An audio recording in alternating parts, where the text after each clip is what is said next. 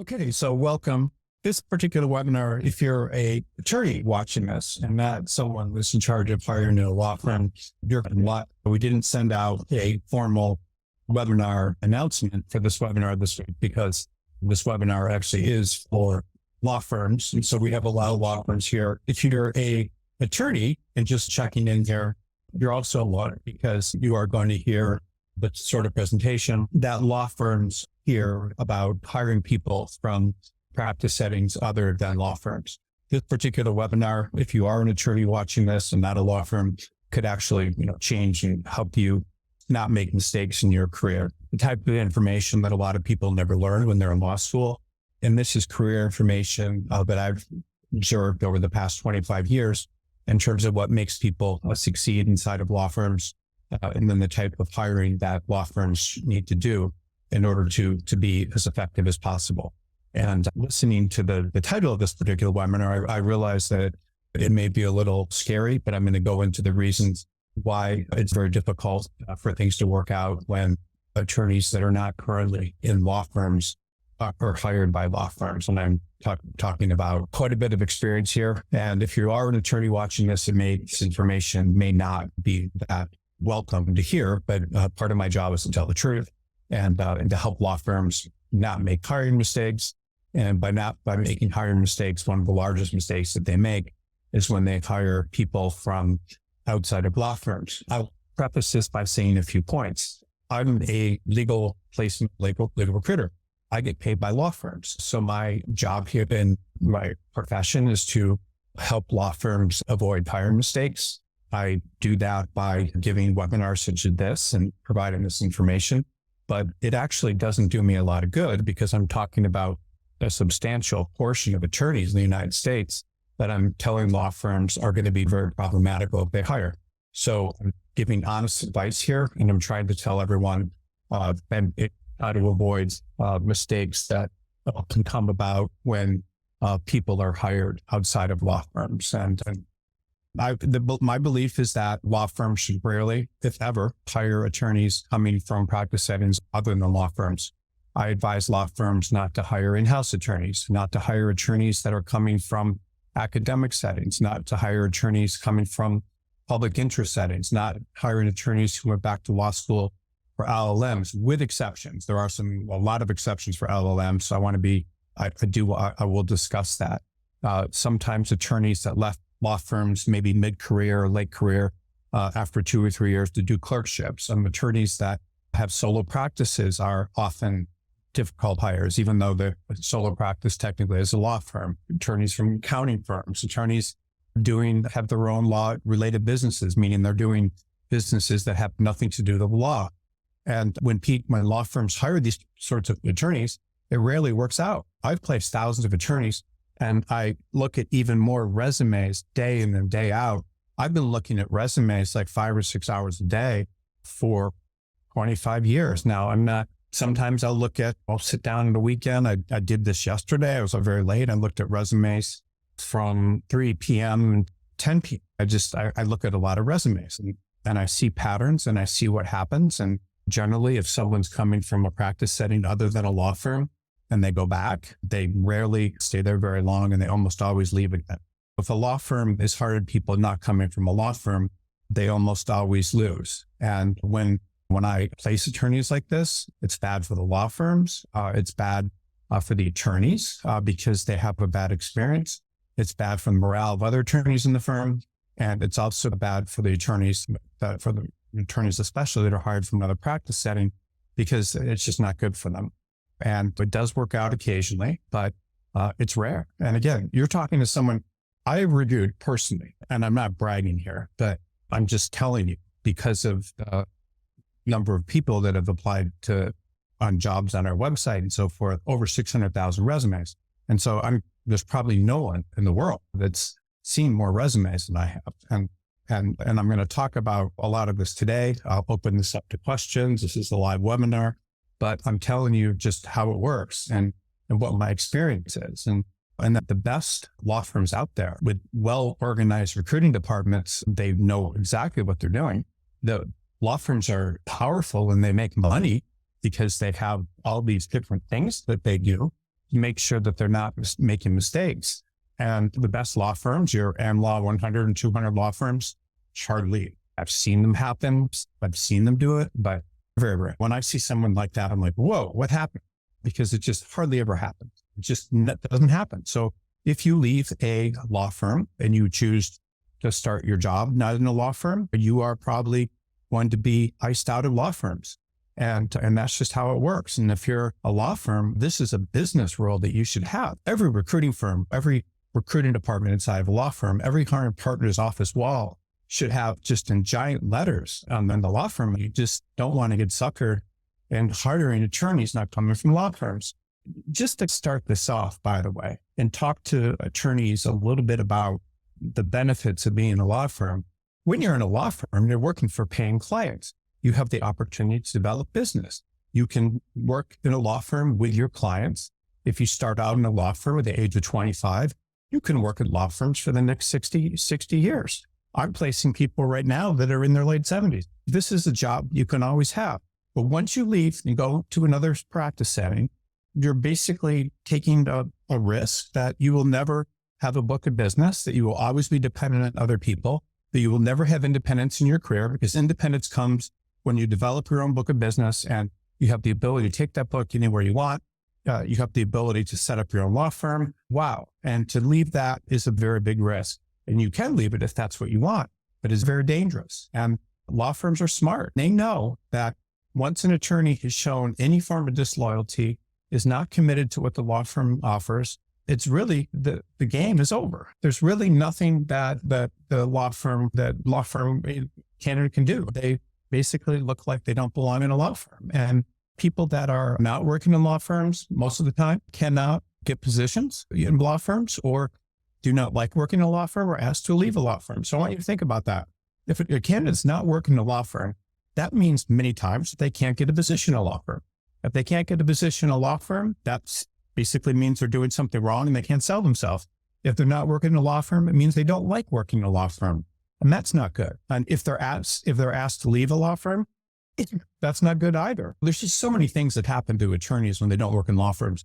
An attorney that doesn't work in the summer inside of a law firm many times, even if they're just volunteering, has a very difficult time getting a position in a law firm later to do something else.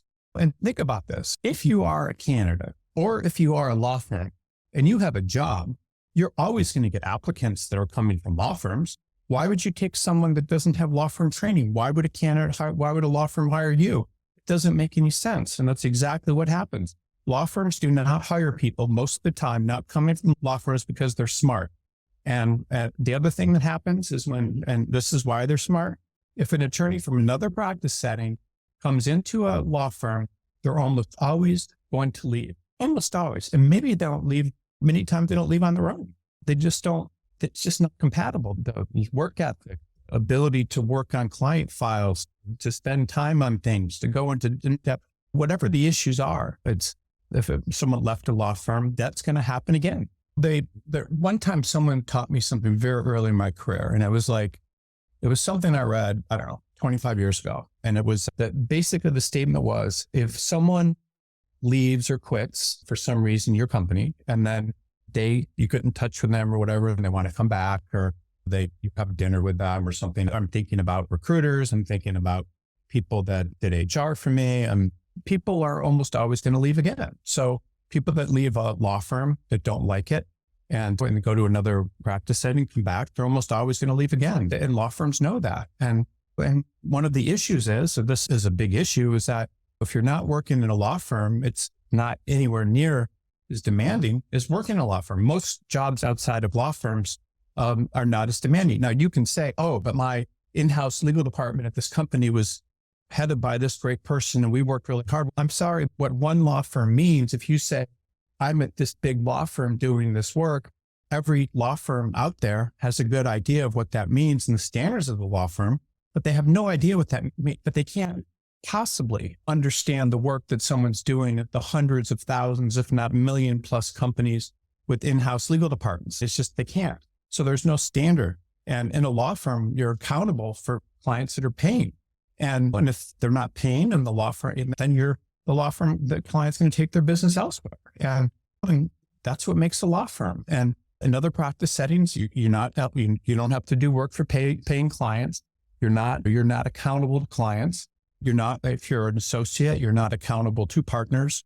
You may not have to work for senior associates and mid-level associates. You may not have the pressure to do the best work to become a partner or counsel. There's just so many things that are missing when you get people from other practice settings. And these are the fundamentals of what make a law firm and a good law firm attorney. Law firms can hire whoever they want, but they almost always lose if they hire people who do not belong in a law firm. And I don't think law firms should be wasting their money hiring these kind of people.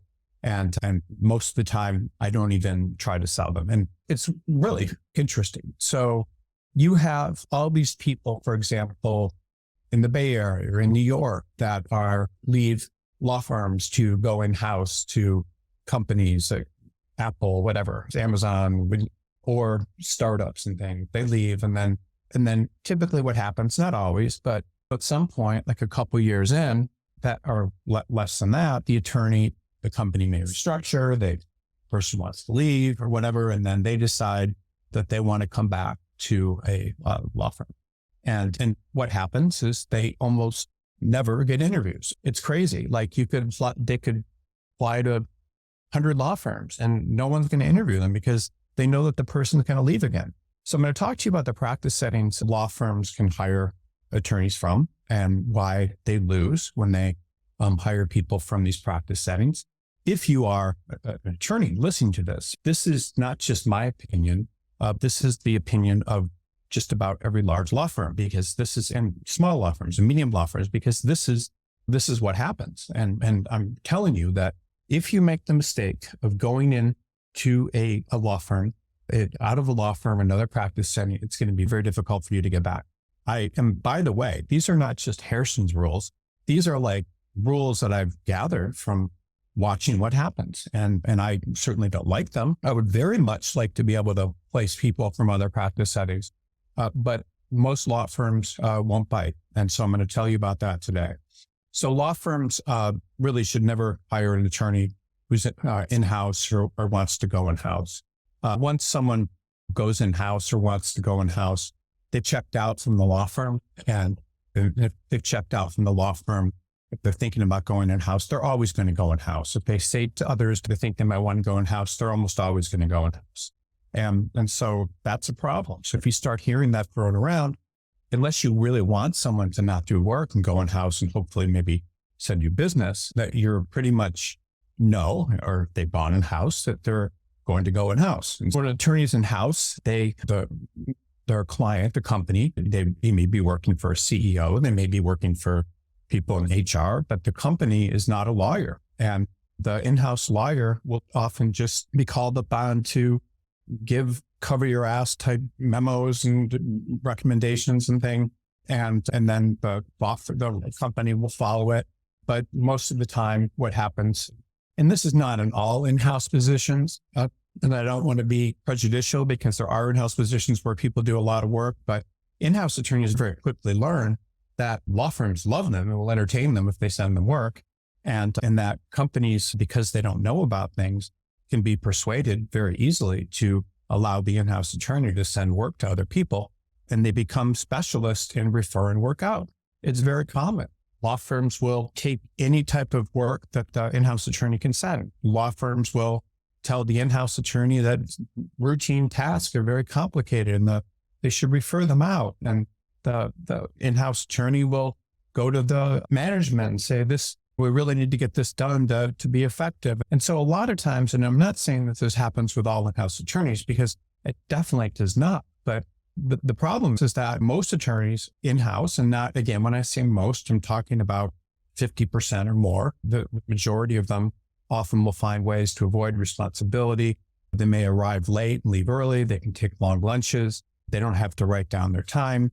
And it just is a problem. Now, there are all these practice areas where if the attorney's in-house, where a lot of what I'm saying may not apply. You have things like many forms of tax law, and there's tons of them where the patent prosecution and things where an in-house attorney may be doing work just as effectively as a law firm attorney. But again, law firms do not know what the difference of an in-house attorney versus a law firm attorney are. So a lot of times if you talk to attorneys and you ask them, why do you want to go in-house? What are your reasons for going in-house? And they will talk to other attorneys. And this is what law firms understand as well. Attorneys that go in-house will say things like they want more like balance. They want to not have to bill their time. They hate billable hours and being accountable for them. They'll say their long-term objectives. Some will say it very early in their career. They'll even say this sometimes in law firms. I remember I had gone to work at this law firm, Dewey Ballantyne, which is no longer in existence. And I had lateral in there as a third-year associate. And they sent me to their New York office to meet all the new attorneys, first years and everything, as well as laterals that come in. And there was this kind of big event and to meet all these people. And then I went out to a dinner with a couple of these new attorneys, and they were already talking about going in-house. I couldn't believe it. This is right out of law school. Candidates will often say they want to go in-house. And if a law firm write an interview with a first-year associate, and law firms are just crazy. There's no reason they should hire people like this. And I do want to, again, say that a lot of in-house employers have really high standards, and a lot of in-house attorneys are very good and have a ton of responsibility. But you have no way of understanding that if you're a law firm and trying to hire these people. And every company is different. And again, law firms understand other law firms. They're going against them in litigation or deals on opposite sides of them all the time. And they know what peer firms are, but you have no way of understanding this. If the attorney is coming from an in-house environment, it's just impossible. And if you're working for one client, it's much different than working for multiple clients, as an attorney needs to do in a law firm. It's a much, much different thing. We're only being responsible to one client because you're seeing the same sorts of issues. You're not seeing multiple different issues like you would if you were working in a law firm. And when you're working in a law firm, there's a lot of pressure because if the law firm attorney does not do a good job for paying clients, then the paying clients are going to go away. And in a in-house job, you have to be able to please only a certain number of personalities, and you're only accountable to one client. You can learn ways to manipulate them, to give them the results and things, to be able to work through problems in a way that is acceptable to them with a minimal amount of work, and then to push things forward. I knew there was someone in the entrepreneur group that I was in, and he owned this franchising company, and he was paying, this company that was franchising, he was paying a group $900,000 a year to an outside firm to assist him with all this corporate related work. And he offered an in-house position to a senior associate at the law firm he was paying to come and do work for him. And in that particular, and at the law firm he was paying to do the work, and he thought that paying this woman $350,000 a year to be his in-house counsel would save him a lot of money because she would be doing the work effectively at a way lower billing rate when she was in, because she wouldn't be billing hours, and then she would just do all this work that she'd been doing when she was at the law firm, and he wouldn't have to pay $900,000 a year. But what happened is this in-house attorney started finding even more work. So they got inside the company and they decided that there was even more work that they could do, to refer work to the law firm they were coming from. So instead of paying $350,000 a year and then saving money, the attorney would say things like they didn't feel confident doing various types of work. It wasn't the right thing for her to do it. But it was the same work that she'd done when she was in the law firm. And the attorney found all sorts of reasons not to do the work and called it malpractice if she was to do it rather than referring the things out. And so soon he found out that he was spending $1.5 million a year on his legal bills. And that was before when he'd paid, after he hired this in-house attorney, because the in-house attorney came in and was charging him he was paying her $350,000 a year. But she just found all this additional work that he could do, referring the work back to the law firm she'd worked at. So this keeps happening. The idea that law firms need to understand is like, why would you want to rehire someone who learned not to practice law and to give work to others? It may sound a little extreme, but this is more common than not for attorneys to go in-house. And law firms, honestly, it's not in their best interest to hire these sorts of attorneys because there's more accountability in law firms. And I don't like talking about this that much but it's what happens.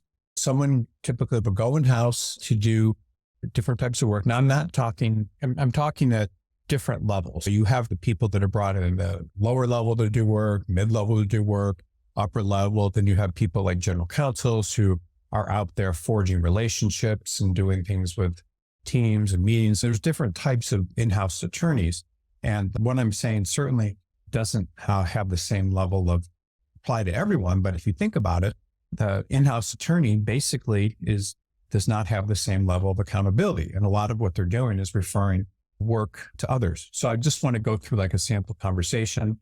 People will say, very common, it's very interesting too, because they'll be in like an AmLaw 100 law firm. They may have spent like the majority of their several years there, 5, 10, whatever, 15. And then when I talk to them, they've been in-house for 1 or 2 years, and they'll say they had reasons for leaving a law firm. They'd love to give it a try again. A lot of them say they're great interviewers and they can get anybody to hire them. If they get in the door, they'll get the interview. But the idea is this thing is never going to work. These attorneys may have the skills to get a job and do it in a law firm, meaning they can do the work, but the same thing creeps up. They almost always leave. They get a taste of the law firm and billing all the hours again, and having to work hard in this different type of environment, and not having the freedom to not being in a role where they're supervising a company, where they're working for others, and they just don't like it and they leave because they've had a taste of something else. And once they've gone in-house, they made a decision to not work in a law firm. They're going to do it again. And there's lots and lots of people out there, lots of firms out there that these attorneys can work in. But instead of doing that, they've decided to go in-house. And they almost always will never stick around if you bring them in the law firm. And the reason is because most of the time, again, not all the time, but most of the time when an attorney goes in-house, it's less stressful. The hours aren't the same. They tend to be less accountable. No one understands their work, like what their work means. They tell others what their work means. It's less time consuming. They typically have a lot more time with their families. And when they do go back, they rarely stay for that long because they've seen that they can go into this other way where they don't have to work as hard. And a lot of pressures in law firms. There's a lot of hours. There's a lot of stress with deadlines and things just over and over again. There's different types of clients. There's different partners you need to work with. There's pressure to develop business. There's just so much stuff going on in a law firm that's not happening necessarily in a in-house environment, that it's not the same. It's like hiring someone to be work as a college professor who's a high school teacher. Typically they can do it and things, but there's just different pressures. I don't know if that's a good analogy, but you understand what I'm saying. So the other thing that law firms really should avoid, and they do pretty consistently, are attorneys coming from the government. Now, there are exceptions to this. There's U.S. attorneys. There's people that are in charge of giant things, departments and things in the government. But most government positions, the attorneys typically work consistently, what an 8-hour day. Maybe not more, but sometimes less. And there's also, it's pretty hard to lose your job if you're working for the government. Attorneys certainly can, and I've seen it happen, but there's not as much threat of losing your job if you don't do great work. And I find that I've worked in summer jobs in the government. I found that a lot of it is somewhat depressing. There's just not a lot of energy with the people. They do good work, but there's not the same levels of accountability. A lot of times people will move around. There's just not a lot of enthusiasm. The many government offices where people work seem a little bit sad. Not many. Now, I've visited many of them, and they're not all like this. There are very excited government attorneys out there that really like their jobs, but they tend to be committed to public service or something, a higher cause, and they're not motivated by the same sorts of concerns and interests that a law firm attorney is. They're just different. And believing in public service is a very good thing. Other times they may be there to support a political party and they believe in that. But this is different. It's a different mindset than working in a law firm. They're into something else, and that's okay. But they're interested in something else. It's a different motivation than someone that's interested in working for different clients, making money, trying to build a business, It's just a different outlook, and that's okay. It's actually very good that there are people like this, and we need them. But at the same time, this is not what you don't want people to think like that working in a law firm. And it's just different. And law firm attorneys are, they do things like they bend the rules and they work how people think about things. It's just different. And law firm attorneys are experts in that. And that's what they do. And contrast to your government attorneys are different. It's the prosecutor does one thing, the other government attorneys may be doing regulatory work, and a lot of the good ones, they come to law firms, they come from law firms, but when they do, they're into something different. They become the authority oftentimes in an issue. But being the authority and representing the government's interest is a much different thing than a law firm attorney, that the kind of work that they typically do. It's just different. And they're just different types of people. And there's nothing wrong with that, but it's kind of the same thing that happens when you hire someone from in-house. The in-house attorney represents like one client, and they believe that client is right, the government, and they tend not to have, that's it. So they reinforce the government's interest. And sometimes these attorneys are running from pressures of going to a government position because they're running from pressures or something else. But, U.S. attorneys are often very good hires. Large law firms sometimes, rarely will government attorneys working as the patent and trademark office. They will often, if they have very good resumes, will hire them. But it's actually rare, because most patent attorneys for the patent and trademark office are there because they couldn't get positions in law firms. Again, I do not like saying this stuff. I mean, I'm just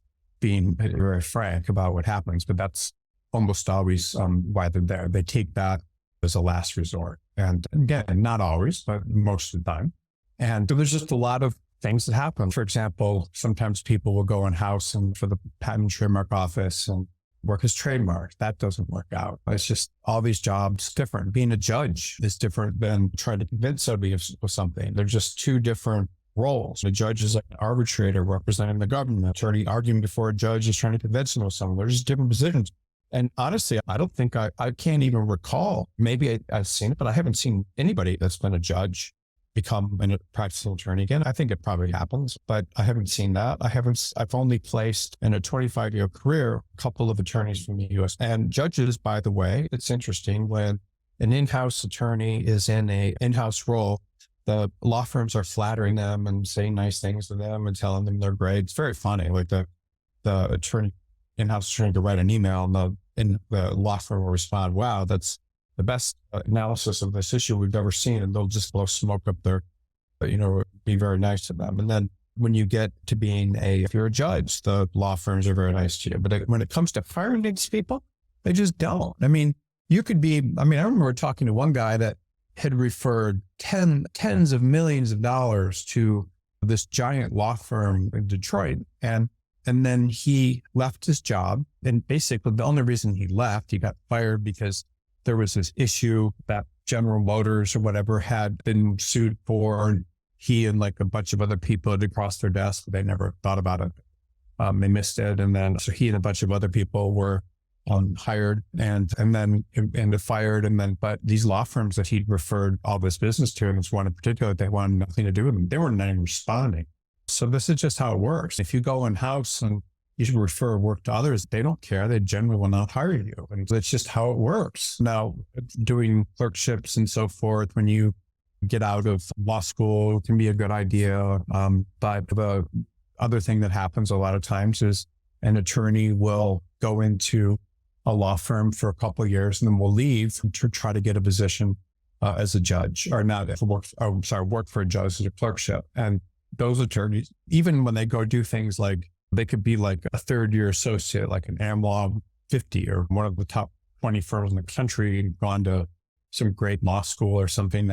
And maybe they go and they do a federal district court clerkship, and then they do a circuit court clerkship, and then they try to come back. It's just crickets. Most law firms are not that interested in it. Now, does that mean they can't get back into a top law firm? No. And do they get back into top law firms? Yes, all the time. But more often than not, these people, when they do return, they've left a competitive law firm environment to work for a judge, which is very demanding. I worked for a district judge. I thought it was a hard job.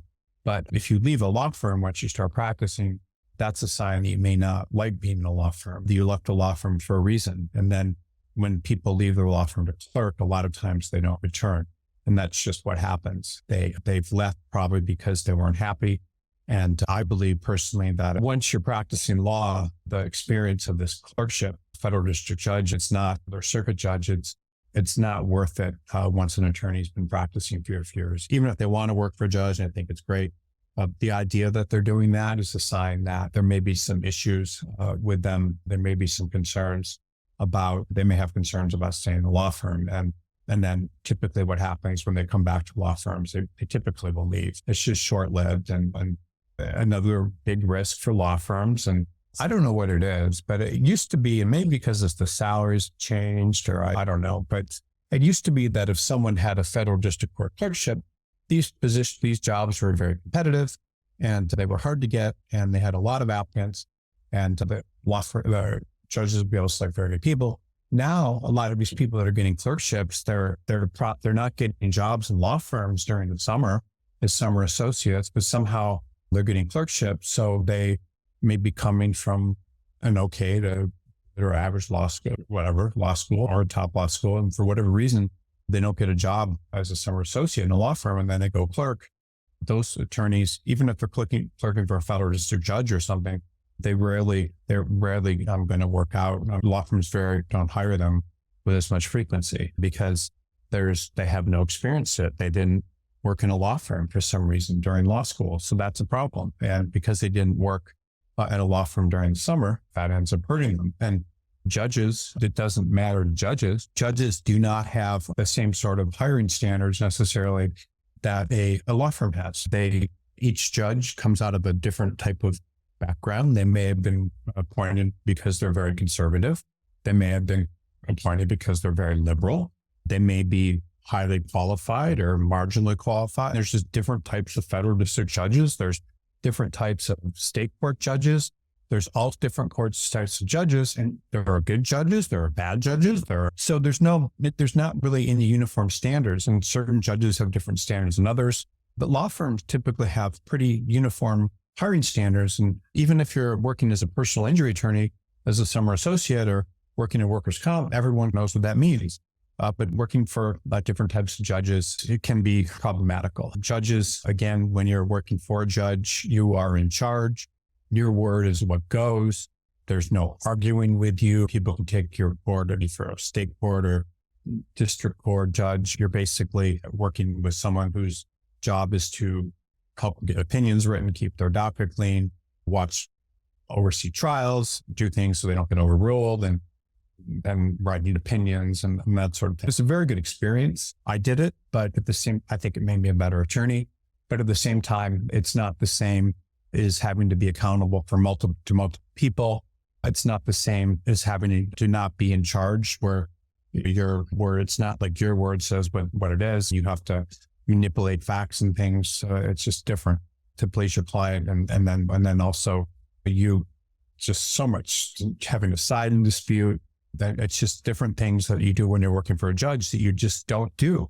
And when you're working for a law firm, you just don't do it. And when a judge goes to private practice, for example, when they leave private practice, become a judge, they typically did that for a reason. And they're not interested in working in law firms anymore. And they get a lot of respect as a judge. They don't get as a practicing attorney. If they're a judge, they simply don't have the business generation skills that they would have in that sort of environment and so forth.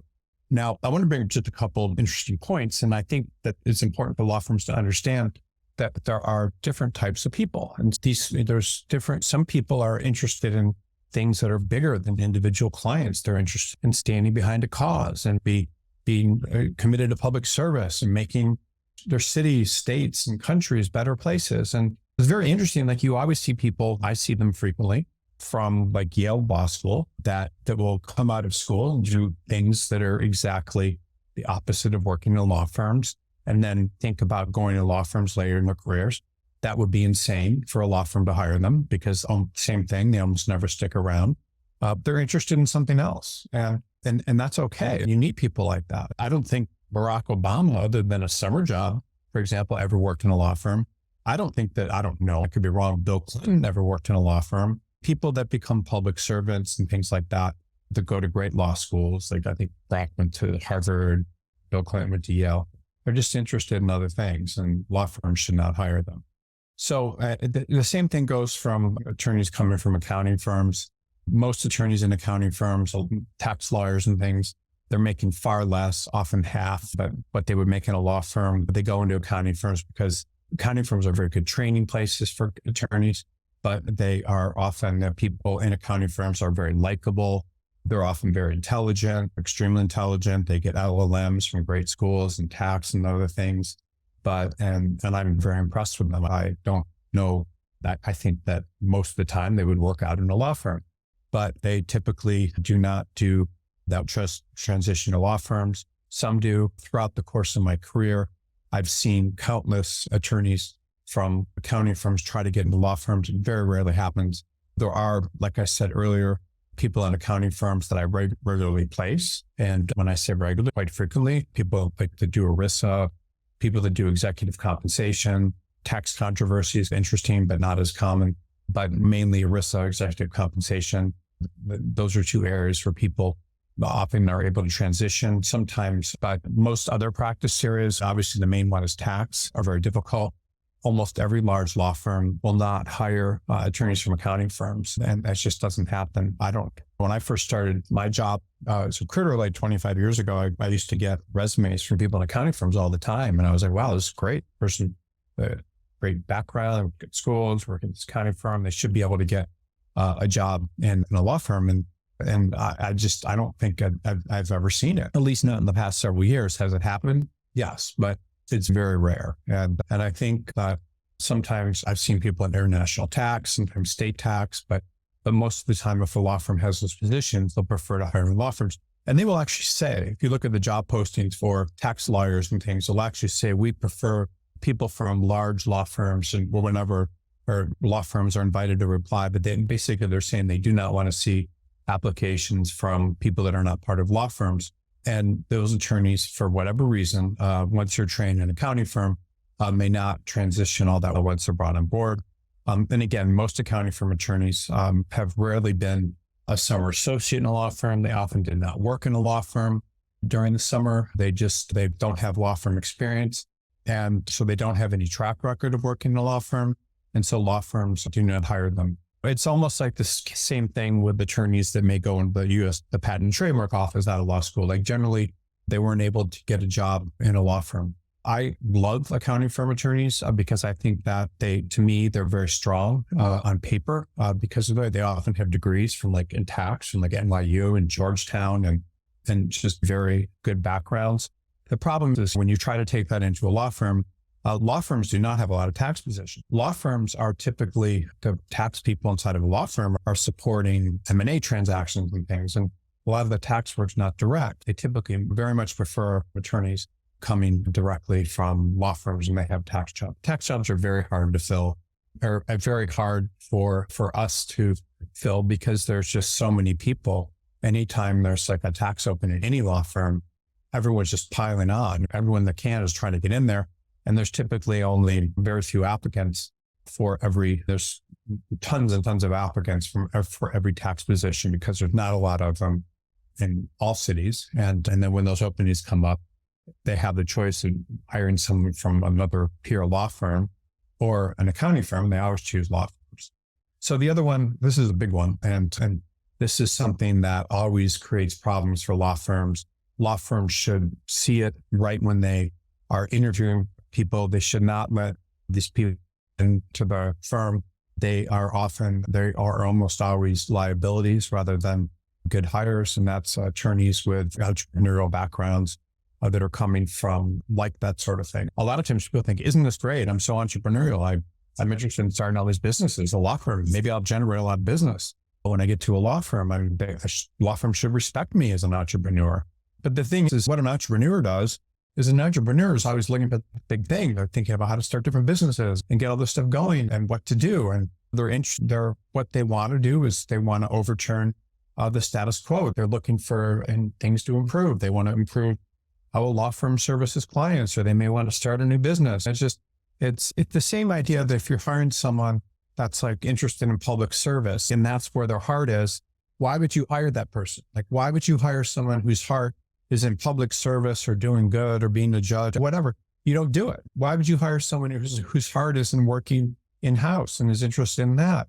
It's even worse with freaking entrepreneurs. I'm an entrepreneur. I think a law firm would be insane to hire me as a practicing attorney because I'm too interested in other things. I left a law firm to do this. And someone that's working, that trying to work in a law firm, most people are never going to be happy that are entrepreneurs working in law firms. They're interested in doing their own thing and reporting to no one. That's what an entrepreneur does. It's insane for a law firm to think about hiring them. And people that do different things, like someone that's an entrepreneur is almost like genetically programmed to think that way. Someone that's in the public interest is generally programmed in some way to be that way. I was like that way. If you hire someone like that in a law firm, they're going to look around and they're going to say to themselves, this makes no sense. Why am I working all these hours? I could be doing this and making this much more money. That's what I did when I got in a law firm. I used to have an asphalt business in Detroit and in the suburbs, and I could make just as much money working about 4 months a year and having a lot of fun, like driving around, like talking to people, like doing all this work and stuff as I would make in a law firm as a first-year associate. So I was like, why would I want to work 12 months a year under all the stress and going to this office when I can work for 4 months a year? Why would I work 12 months a year in a law firm when I can work 3 months a year? Or why would I want to work 12 months a year in this unpleasant environment when I could work 4 months a year and make all this money? It's just how entrepreneurs think. And myself, I was an entrepreneur. But from the time I was 9, I was doing all this entrepreneur-related activities. I had a morning and afternoon paper route. When I got older and I was like 17, I wrote this book I wrote one about how to make money, and I wrote one, it was just absolutely crazy, how to be a better lover, because I read somewhere that would sell very well and I studied it. So I wrote that, had no idea about any of this stuff. And my only goal was to make money, and I looked for opportunities. This is what entrepreneurs do. And I went incredible lengths to start businesses, and it was my nature. I was programmed that way. And that's not the kind of person that a law firm should hire. But until I was 18, I had 10 to 15 people working for me, and I was enjoying myself doing that. And I did that every summer. I did summer before college, and I did it when I was in law school. I did it after my last year of law school. I did it when I was working for a judge, and the summer after I worked for a judge. And when the business grew, I was told everyone I was going to law school. People thought I was insane. Why would I do that? I mean, at the time, I wouldn't leave my house unless I was going to do, over $10,000 in business. I'd not, go to work. I had fun. I bought cars and flew around the country. It was fun. But the whole idea is like, someone that's an entrepreneur, like, why in the world would they be an attorney? Like, if they are, they're not going to stay that way. Most lawyers are risk averse. They're focused, and entrepreneurs take risk, and they're always trying to do different things, and they're not satisfied with the status quo. And that's how everything works. When I was, my first job was in the summer, after my first year of law school, working for the Justice Department. And I literally stayed only 1 month because I just couldn't wait to return to Detroit and do asphalt work. I didn't like it. And I was like, why am I going to this office building every day? What am I doing? And then when I graduated from law school, I was excited that I didn't have to take the bar because I was working for a judge. So I worked on my business all summer. And then when I started my job as a judge, I spent every weekend doing this business while working for the judge because it was too cold to work outdoors. Anyway, so then I needed to study for the bar after my clerkship. And I threw myself into that and spending time studying for the bar because it was more important to me. And then when I started my job in the law firm, it was the same thing. I took all the money that I made and I bought myself a Porsche and a house in Hollywood Hills, and I joined a country club, and this is with all the money that I made as an entrepreneur. And I was like, why am I doing all this? And all I thought about was doing something other than practicing law. And I don't want to go into all this detail, but I'm trying to show law firms like what happens when you hire people like me, because it was depressing. And I started talking to recruiters about going into my third firm. In less than 2 years, I had a book of business, which was around $500,000 a year, and which is very good for a third-year attorney. But I didn't like it. When I started talking to recruiters, I saw opportunities. I started a business doing that. So the point is, if a law firm's hiring people, But you do not want to hire entrepreneurs. They're not going to be happy. Just as public interest type people are not going to be happy. They're not going to be happy working for someone else. It's just not going to click for them. And sometimes failed entrepreneurs, like they may have left a law firm and thought they could be an entrepreneur, but they fail. That may be good. Sometimes attorneys break off and do something like entrepreneurial and it works. But most of the time, a true attorney is not an entrepreneur. They do not think like entrepreneurs. They may admire entrepreneurs, but they do not think like entrepreneurs. And sometimes people that know they can't be entrepreneurs and fail can actually come into law firms and be very good attorneys. But for the most part, most attorneys are not good entrepreneurs and they fail. And if that's a real attorney that fails, I think they're actually probably a pretty good hire. But if you hire someone that's interested in something else, which is like an entrepreneur and just yearns for that, they're never going to be a good law firm attorney. It's just never going to happen. Lawyers serve entrepreneurs for the most part, or businesses that were started at one point by entrepreneurs. That's just how it works. And so if you want to hire entrepreneurs, you can, but they're almost always going to find other opportunities. They're not going to stay still. The true entrepreneurs, I'm part of an organization for entrepreneurs. They're starting businesses like left and right, doing all these sorts of things. And that's what it should be. That's what entrepreneurs do. And then they're served by law firms and law firms work for them. And that's just how it works. Now, it's the same thing with someone that goes into academia. Like law firms it's insane to hire them. It's the same sort of thing. Like someone that's interested in academia is completely different than someone that is interested in working in a law firm. I meet with law professors on a regular basis and talk to them. When I do talk to law professors, I'm often struck by just how ill-suited they would be to work in a law firm. They're theoretical. They're not practical. They talk a lot. They talk too much. They're interested in writing. They don't like the grind of a law firm. They like to be reflective. And there's so many freaking things about an academic attorney that I hate to get involved and say so many things, but it's actually pretty crazy. They're just absolutely, if someone goes to work in an academic setting, they almost never go back. Sometimes law firms hire them, very rarely. It's the same thing with people that are academics know it. They know what motivates them and they do it. It's no different than anything else I'm talking about. So again, they're theoretical. They like to write papers about different issues and come up with things to write and send them to law reviews and publications. And they love putting together things that are with lots of footnotes and thinking about them and writing papers for other academics and getting other academics to cite their work. And it's just a different thing. They are paid to sit around. They think, they teach classes. It's just not the same thing. Sometimes they may teach for 3 hours a week and then they get their summers off to think about stuff. They talk to law students and they give talks and then they grade papers, and then their main job is to do a good job teaching their classes, meeting with students, and then writing articles. And sometimes they're called in to do other things, but they want to be tenured professors. And when they get tenure, they have even less accountability, meaning they're able to talk about and think about things and that become subject matter experts in something.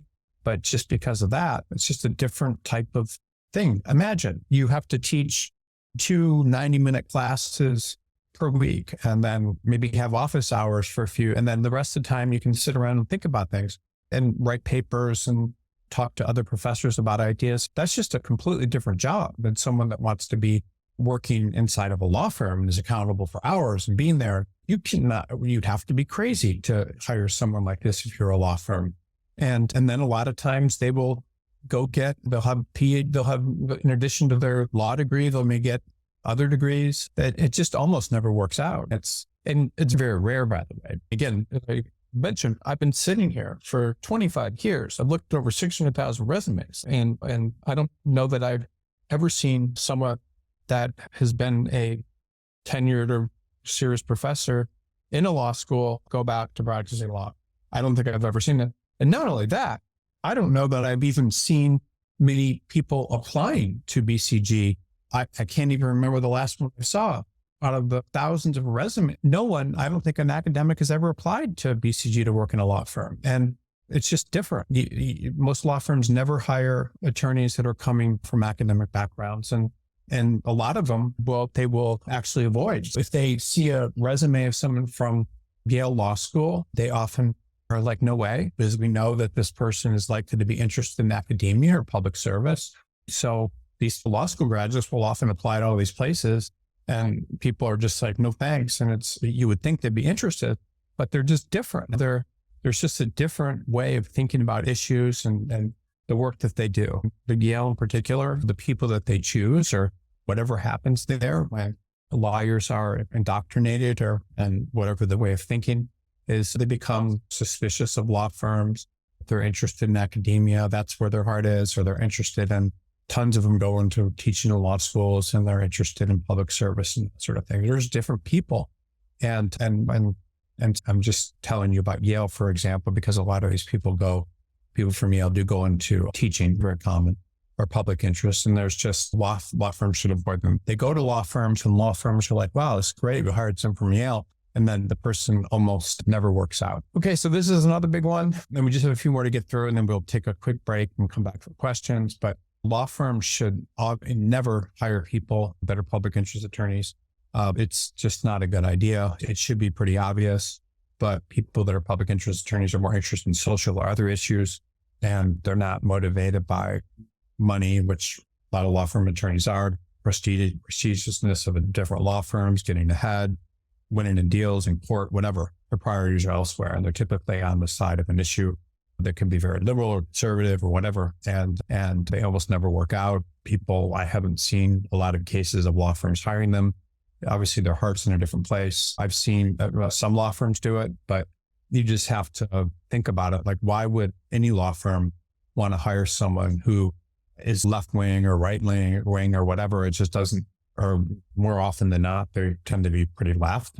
But if you hire someone like that, if you hire someone on the far left, they're going to be suspicious of corporations and who knows? And they're thinking, how do we document this evil? And same thing with right-wing people. No, it's crazy. So why would a law firm want to get involved in that?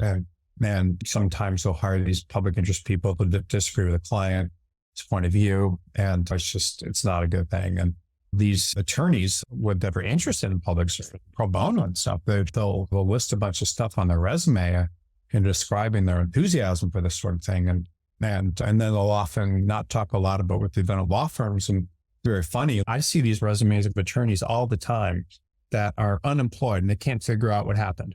Like a lot of them, for example, they may have gone to Columbia for law school and then they get a job at a really big firm. And then on their resume, the resume might have this portion that's like this long. They'll list all this pro bono stuff they did, and then they'll say one or two lines, worked on an M&A deal and did this.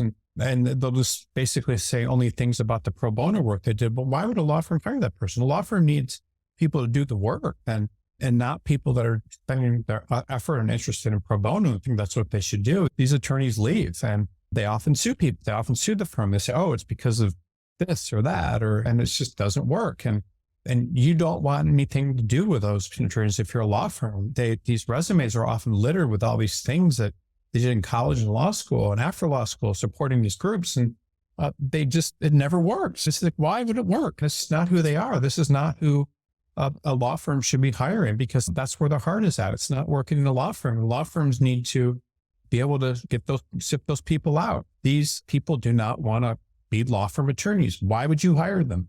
Their heart's in another place. They're never going to be committed to your work.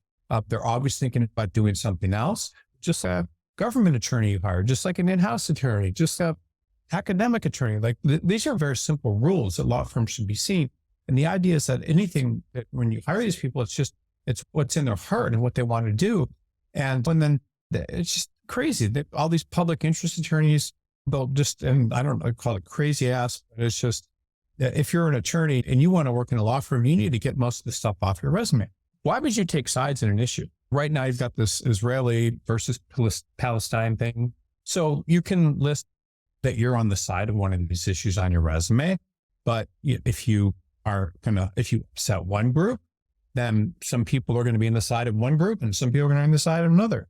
So if you take sides in that, then you're just eliminating 50% of the people that could hire you, assuming that 50% of the people are for the Palestinians and the other 50% are for the Israelis. This is crazy. Like it's just people do this and they think that they're going to get jobs and everyone's going to be impressed with their dedication to Israel, their dedication to Palestine. No, it's going to eliminate a lot of people depending on the geographic area, depending on the firm. I mean, that's not good. It's good that they're consistent, they're interested in something, but you just can't, people don't want to eliminate people that potentially hire them.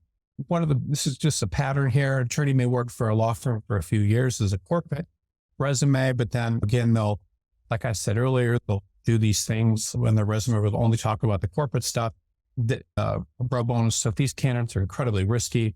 No law firm should hire them.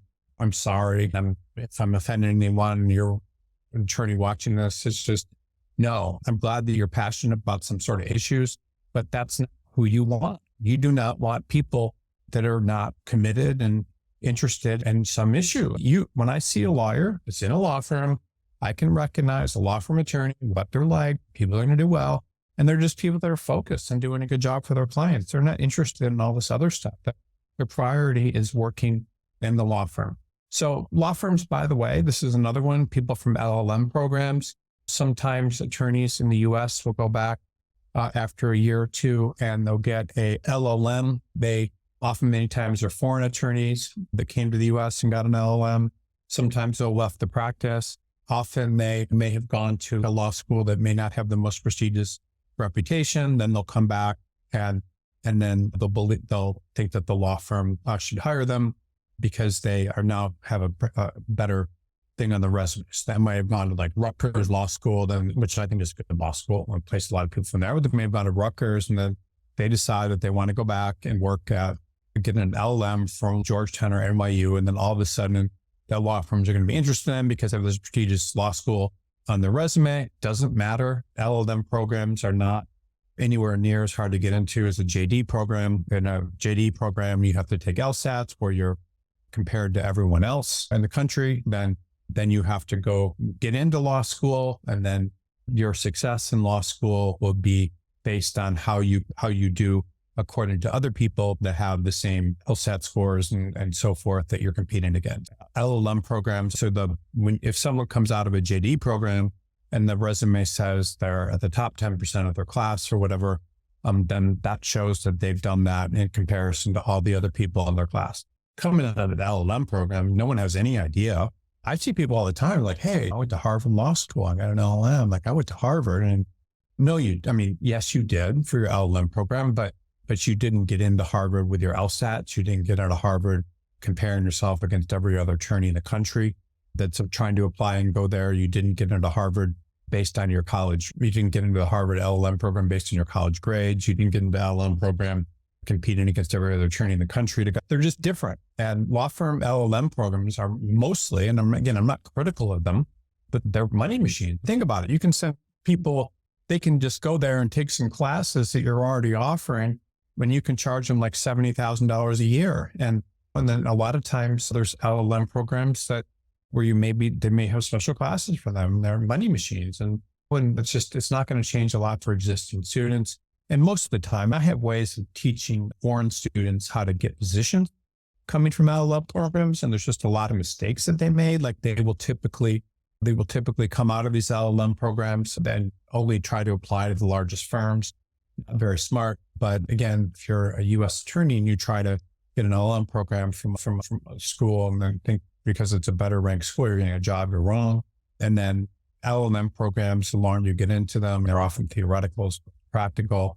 And again, there are some very good LLM programs. So if you want to be a tax attorney and go to NYU or something like that, even before applying to law firms, after maybe working in a law firm as a summer associate, that actually not a bad idea many times. But again, if you choose to be a tax attorney, you just need to be very cognizant of the fact that by doing that particular job, you're going to put yourself in a position where it can be very difficult to get jobs as tax attorney in law firms.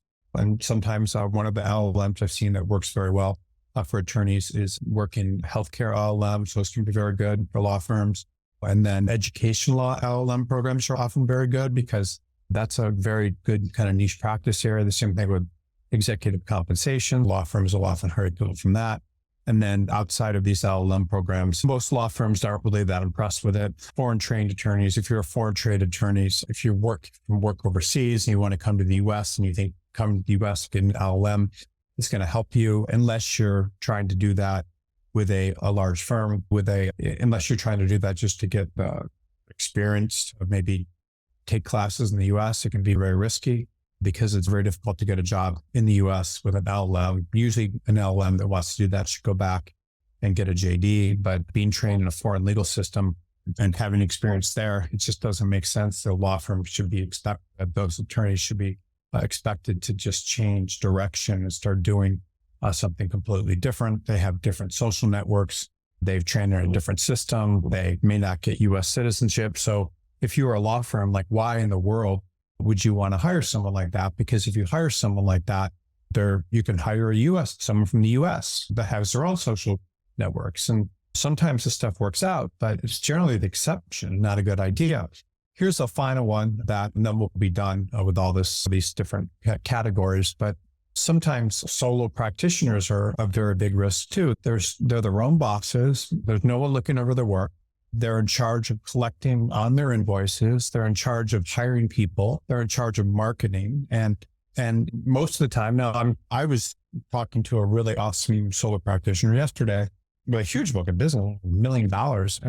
And I was very impressed. And so solo practitioners can get positions in big law firms, but most of the time they're working on smaller clients. No one's reviewing their work. They're independent. They set their own hours. They don't have to become accountable to a law firm.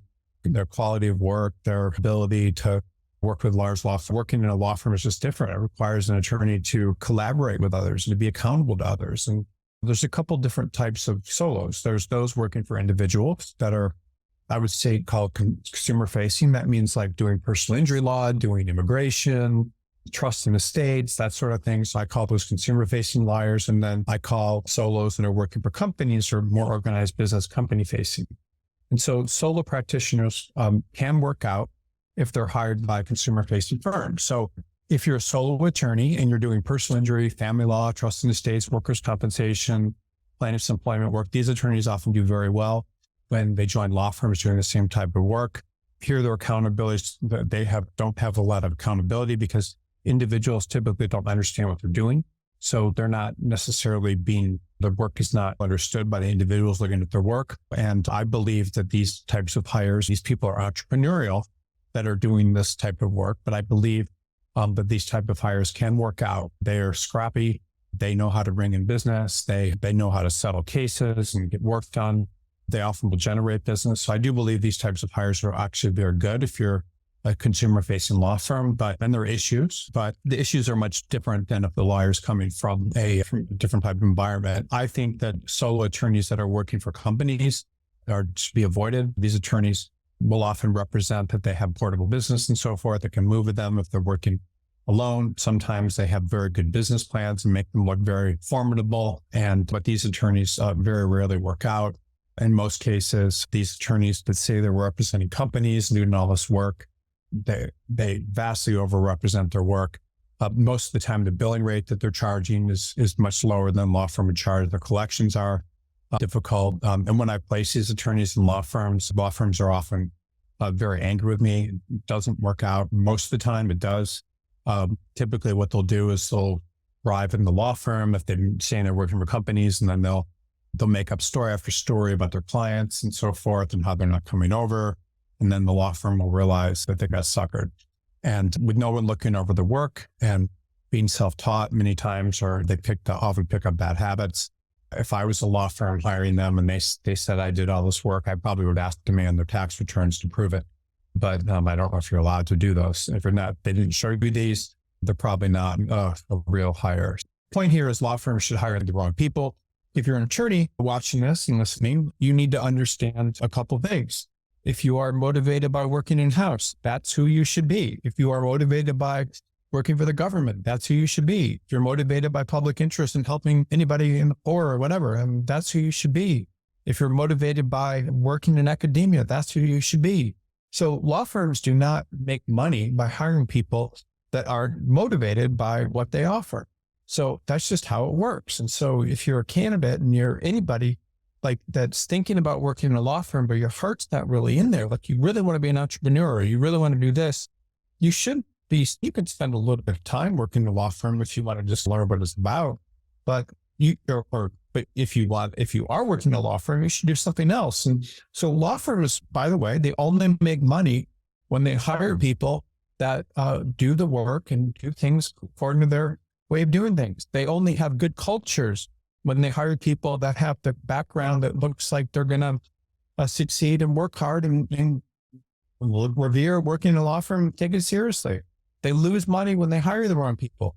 Their cultures are messed up when they hire the wrong people because they have people that aren't committed and want to do other things and are talking to their attorneys about other things. So this whole game of hiring a law firm is really just about hiring people that they know that the law firm knows are good. And most law firms are extremely good at this.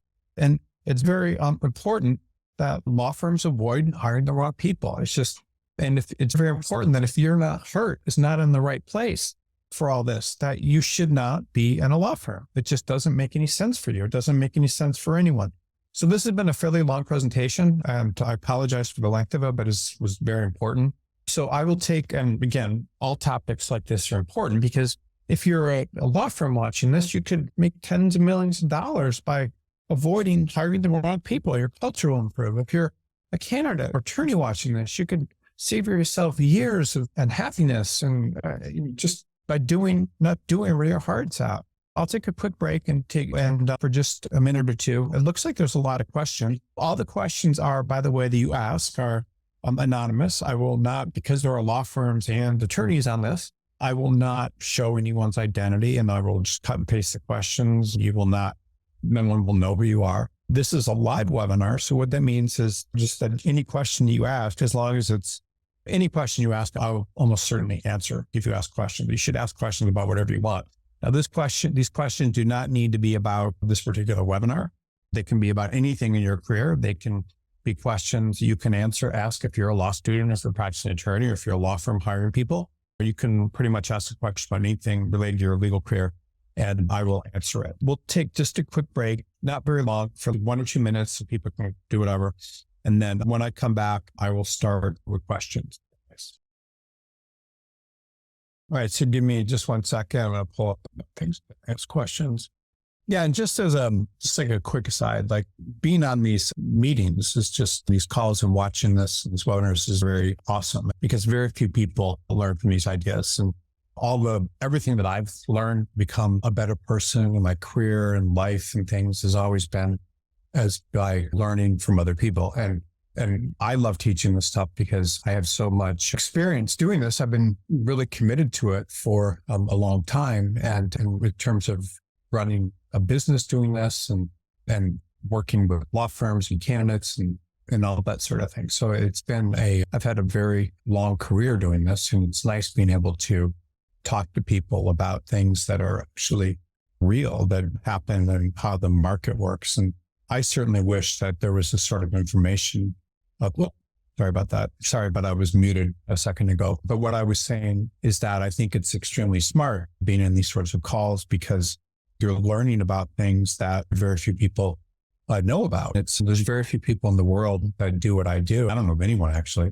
What I've been doing for 25 years, and I've been a recruiter that long and learning all this stuff. And so love it. And I think it's great that you can learn from that experience. It's when you're learning this stuff, you're learning things that very few people know, and which is very literally, oops, I'm just trying to fix this here.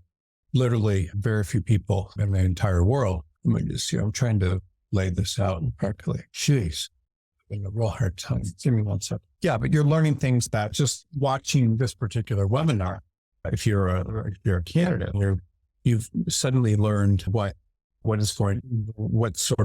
you're at in terms of the way you think about things and how this is great. Oh, here we go. What's going to make you much more effective as an attorney, what you should be doing and why. I'm just really having a hard time with this. Nope, that's not good either. Okay, I'm going to try this one more time and then okay, here we go. But all I was saying is that you're learning things that very few people in the world know. You're learning, law firm, you're learning how to avoid hiring the wrong people. And if you're an attorney, you're learning that You shouldn't be putting your effort into work in a law firm when that may not be the best thing for you. And it's very important because, or if it is the best thing for you, to realize that, because why would you waste years of your life or maybe your whole career doing something that you don't want to do because somehow, somewhere you got in your mind that you wanted to be a frickin' attorney in a law firm, and you keep doing that because you don't have any experience, because you don't have, because you're doing the wrong thing, like where your heart's out. Can you read? Okay, this first, I'm going to go to the first question and I'll just work through all these. So the first one is your point that people from other practice settings do not do as well in law firms or last in law firms. My area expertise is compliance, and I've worked in-house in regulatory positions. Your companies try to place me in law firms. Why would your company try to place me with law firms if that effort is not likely to lead to a good experience? So if you're doing compliance, that could be, and I may actually be the person working on this. And if then that's actually a very rare position, because someone with a regulatory experience would be very rare.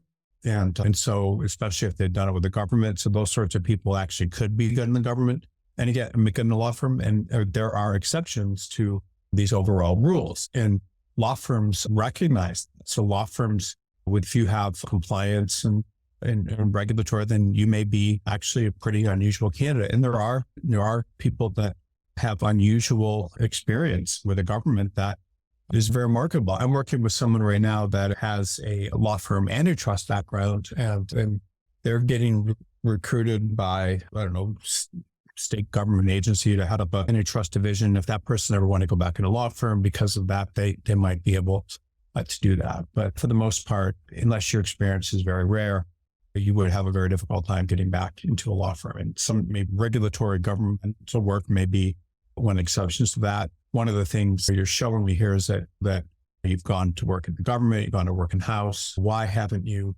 ever worked in a law firm? But if a law firm has a position for someone with your regulatory background, that would be very difficult for them to find. Then you could actually be a pretty good candidate. And there are exceptions. Okay, these are great questions. I mean, I'm happy to hear that there's all these in-house attorneys on this. That's great. I've been considering more from in-house legal departments to a law firm based on what you discussed. It sounds like it might not be a smooth transition. Can you elaborate on the challenges I might face adjusting to the demands of the law firm environment to work in-house? Okay, you have billable hours, you have working compliance, you have being accountable to partners you're working for, you have business generation, you have addition or work from others. I'm just mentioning a few others. You have the practice area slowdowns, employment security, you have security, you have politics, seniority issues. I'm going to say, this is very helpful for everyone watching that may want to work in a law firm or is considering not doing. These are just a few of the things that are different in a law firm than working in-house. So obviously billable hours, most in-house jobs do not require you to write down your hours. So that's something that people may not like. Most in-house jobs, you're working for one client, not multiple clients. So working for multiple clients means you have to have the ability to work on many different types of matters. You have just looking quality of work. So the quality of work you're doing in-house may be different than what's expected in a law firm. Law firms they have different work quality expectations, the way that, work goes out and how it looks. If you're in a law firm, you're going to be most of the time working for different partners, or when they're going to be accountable to them. So you have to be able to do the kind of work that they want, the way they want. That's important. You have to, and then they will, if they don't like your work, they will give you work. If you piss one of them off, the other will talk. You're responsible for generating business in a law firm. So if you don't generate business, that can harm your career. Ultimately, you're competing with anybody else at the law firm for work. So everyone is trying to get work. And if you don't have work on bill hours, you're going to be in trouble. So you're competing with all these people for work. And what that means is that you have to get work from partners. You have to get work from clients. You actually have to make up work. So you have to, and this is what's different. Make up work. What does that mean? That means when you're when you're in-house, you probably, many times you don't want to do a lot of work. You want to send your work out. But when you're in a law firm, you have to make up work because the client is, they're willing to pay for different things. You want to get them to continue paying. And in order to do that, you have to figure out more work. So you have to figure out what else do they need? How can I get my bill hours up? What can I do for them? And sometimes people don't like that. And when you're billing hours, you have to actually get as many as you can. So many times you may work a lot in a matter for a client that's willing to pay for it. You'll have to go into a lot more detail than you might when you're in-house. There's practice area slowdown. So what happens is law firms may settle cases and everything will slow down. Law firms, the business of some sort of M&A or securities issuances may slow down, and then you will lose work. And so there's practice area slowdown. The politics inside of a law firm are much different. So the politics, you have to get on the right side of people that have work. You want to get work from people that have work. Seniority issues. Most law firms are interested in people they're interested in people with 1 to 3 years of experience, with a sweet spot that they're most interested in is like 3 to 6, maybe, and sometimes 7. When you get more senior, the law firms are less interested in you because your billing rate gets high, and then you're competing with partners for work. And there's also people that are trying to become partners, and so you're competing with them. So as you get senior in a law firm, you're no longer as desirable. Law firms don't like senior people without business. So there's so many things I could go on and on about. But if you work in a freaking in-house job, it's 10 times different. It's just so much different. I don't know how to say it in any more detail. I could talk about this forever, but it's just not the same thing. And because it's not the same thing, law firms typically are not interested in people that do that. And I mean, that the whole idea of, this is actually a very important point. And I really am excited that I'm actually able to make it, because I've been thinking about this all week. And so typically what happens is you have 2 types of attorneys and they diverge. So one type of attorney goes into a law firm and they take a look around and they're like, wait a minute, like the only way to survive here is if I go and I'm able to figure out like how to, get business and how to meet with clients and how to generate more work and how to look out for my career and how not to get sucked into this kind of void of doing work for others. So they go in with that attitude, and then they look around and they think, how am I going to survive? And they look, who are the partners that are getting business? How do they get business? How can I work with them and learn with them? This is how people think. And they're like, because they realize that the only way to freaking get ahead is to generate business. And sometimes they go into these giant firms that are working with these huge institutional clients that would never have any interest in their clients. So what do? They're like, wait a minute, this doesn't make any sense. So then they go to mid-sized firms where they can generate business, and because they realize that's the game. All I'm saying is like the whole game of working in a law firm is really, in order to survive, is to figure out how to get your own book of business, and then get this book of business that you can cart around with you from firm to firm. These are the people that are happiest practicing law. These are the people that are successful practicing law. These are the people that make money practicing law. These are the people that practice law and do well at it. And then you have 2 people in a law firm. You have two people. So 2 different types of people. You have attorneys with business, or no, attorneys who do work, and attorneys who do the work. I'm tired. Who bring in, you take 2 different types of attorneys. Attorneys who do the work, my bread and butter, those attorneys are always going to be at the mercy of the attorneys who bring in the work. So the attorneys who bring in the work, they can do whatever they want. They can hire whoever they want. So maybe for a young attorney, we like people from Duke Law School, and then we'll hire some of them. So you have attorneys who do the work, you have attorneys who bring in the work. So if you're an attorney who does the work, which is most of the people, you're beholden. You need for work, right? You need to grovel from people that for narratives, et cetera, that have it. That's your job. And I look at this all the time, but I just look, because I'm looking at attorneys all day and I'm like, wow, almost every attorney out there is doing the work, and they're all looking for jobs, and they have these great qualifications, and I can find the places to do the work. But these attorneys, if you come out of law school and you're an attorney, or you've been practicing for 10 years and why is no one interested in me? Like, what am I supposed to do to get a job? Like, what, maybe I need to go in-house. This is what people do. Like they have these backgrounds, and they think that because they did well in school or whatever, they're attorneys to do the work.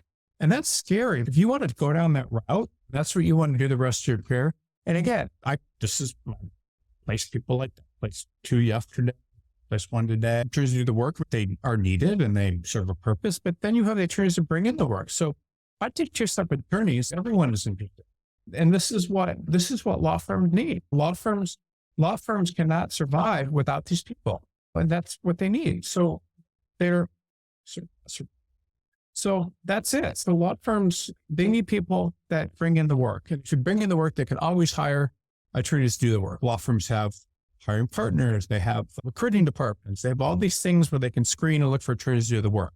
But if you bring in the work, that's your career. That's what you should be doing. You should be trying to become an attorney that brings in the work. Because if you don't, then again, you're going to be beholden to the attorneys that bring in the work all the time. And the attorneys that bring in the work are going to prefer to hire younger people that are more bright-eyed and bushy-tailed. They're trying to impress them and they're going to hire anybody. They're going to hire people from the best schools. They're the hungriest. They're going to hire. It's very sad because what happens is you go to these firms and you work really hard when you're young, and then you're reward me, and they're like, no one does because you don't have any business. Or maybe they reward you. They give you an income partner title, but you haven't brought in the work. So you're SOL. So it's just, this is the game to become an attorney brings in the work. Now, no one teaches people this. No one tells you this. But I'll tell you, I have lots of attorneys I'm working with bringing the work, and people are excited, and the firms are really nice to me, and they're jumping up and down.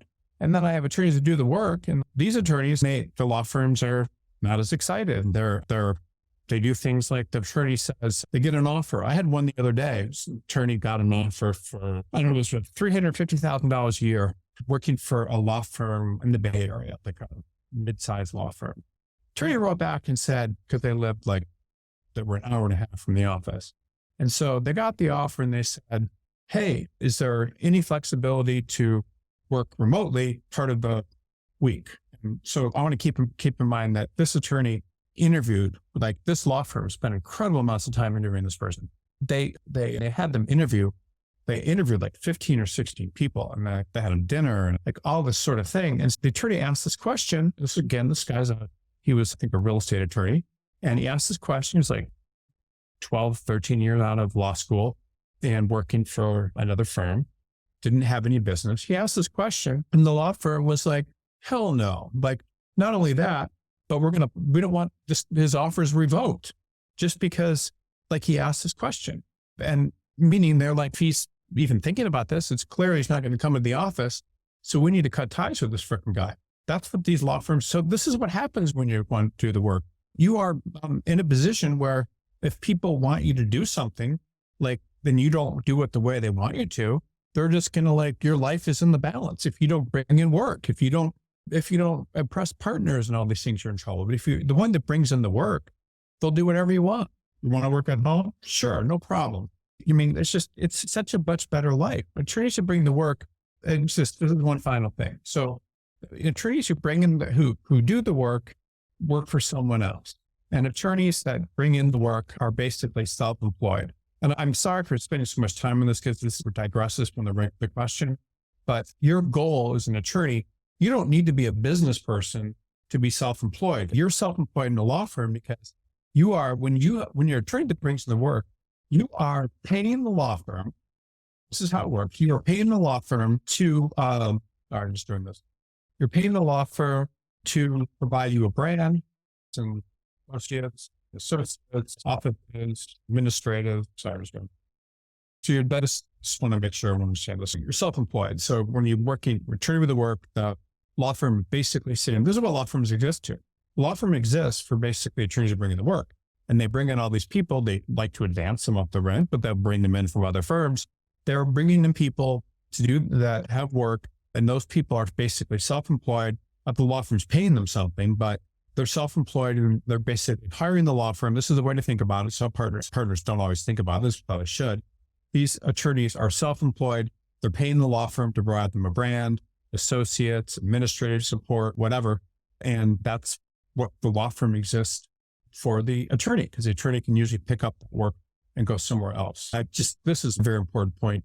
And you need to really understand, regardless of the state of your career, you are 10 times better off bringing in the work than not. So this is a logical question. I was actually going to make a video about this yesterday because I'm talking to people like, so I don't know, like talking to this woman, she worked at Fenwick and Gunderson and stuff. And she's like, how do I get business? And she's like a 12th year attorney. I'm like, how do you get business? So how does an attorney get business? How does an attorney? So an attorney gets business. This is what they all do. So how's an attorney? What they all do is they go out and they meet people. They go out and they find ways to help people, like to offer their time, to not ask for anything in return. They will figure out ways to get to know people that have companies. And in the process, they will set themselves up as an expert. They will spend a lot of time trying to meet with people and give them free advice. They will join different things where they can do that. And they will focus on not asking for anything, but giving. They will start doing that early in their careers. They will put time into it. They will be egoless, and they will go out and they will meet people and find people that they can help and then offer advice, not necessarily ever ask for business, and position themselves as something. So if you want to be an attorney that, I don't know, or like you're working in a law firm that does corporate M&A, then maybe you start focusing on one little aspect of them, merging, I don't know, pharmaceutical companies, some small pharmaceutical, I don't know, vitamin company. You come up with some sort of freaking angle, and then you try to meet people in your industry that do that. So if you want to represent vitamin companies doing stuff, then you represent vitamin companies. You do something that has a niche. You try to do that. And then when you get that niche or something, then you go out and you start meeting people and companies in that niche and not even asking for anything, just talking to them and forming relationships and going on dinners and inviting people to talk about their companies and things. And you just do this and you spend a lot of time doing it. You're selfless and you don't ask for anything. It's not like, hey, I'm this attorney. Would you do business with me? That's not how it works in the United States. The United States is like a much different place than a lot of places in the world. You need to go out and give people something for nothing and forge relationships and have people trust you before anybody's going to give you business. You can certainly, and then you have to do something and you have to spend a significant amount of time doing this. So you cannot expect if you want to work in a law firm and bill 3,000 hours a year and get ahead that way, you can try that. Or you could try to find a firm where you can bill 1,500, 2,000 hours a year, and you can spend another 2,000 hours a year developing business. This is what people do. They learn people skills. They go out and they meet with people. They give things to people without expecting anything in return. They help people. They connect people. This is what they do, and it's not that hard. You just have to do that. And a lot of times people ask, how does it get done? How did you meet your significant other? How do you meet friends? You do it because it's something you want to do and you put your effort into it. And so that's how you do it. And again, I could talk for hours about how to get business, but essentially what it's all about, it's just about being there for people and offering advice and so forth. This is what politicians do. And sorry to get to talk so much about this, but it's a very important topic. If 100 people, you can write down a piece of paper and you stay in touch with those 100 people, and then you do the same thing and you meet people and so forth, then you will develop a network. You will develop people that know about you. If you know 100 people and they know that you're a commercial litigation attorney, they will push your name around. And it's just, there's a lot to it. This isn't a class in generating business, but I did want to bring up the stuff about business because it is very important if you want to have a very profitable, a very good career. It's most important.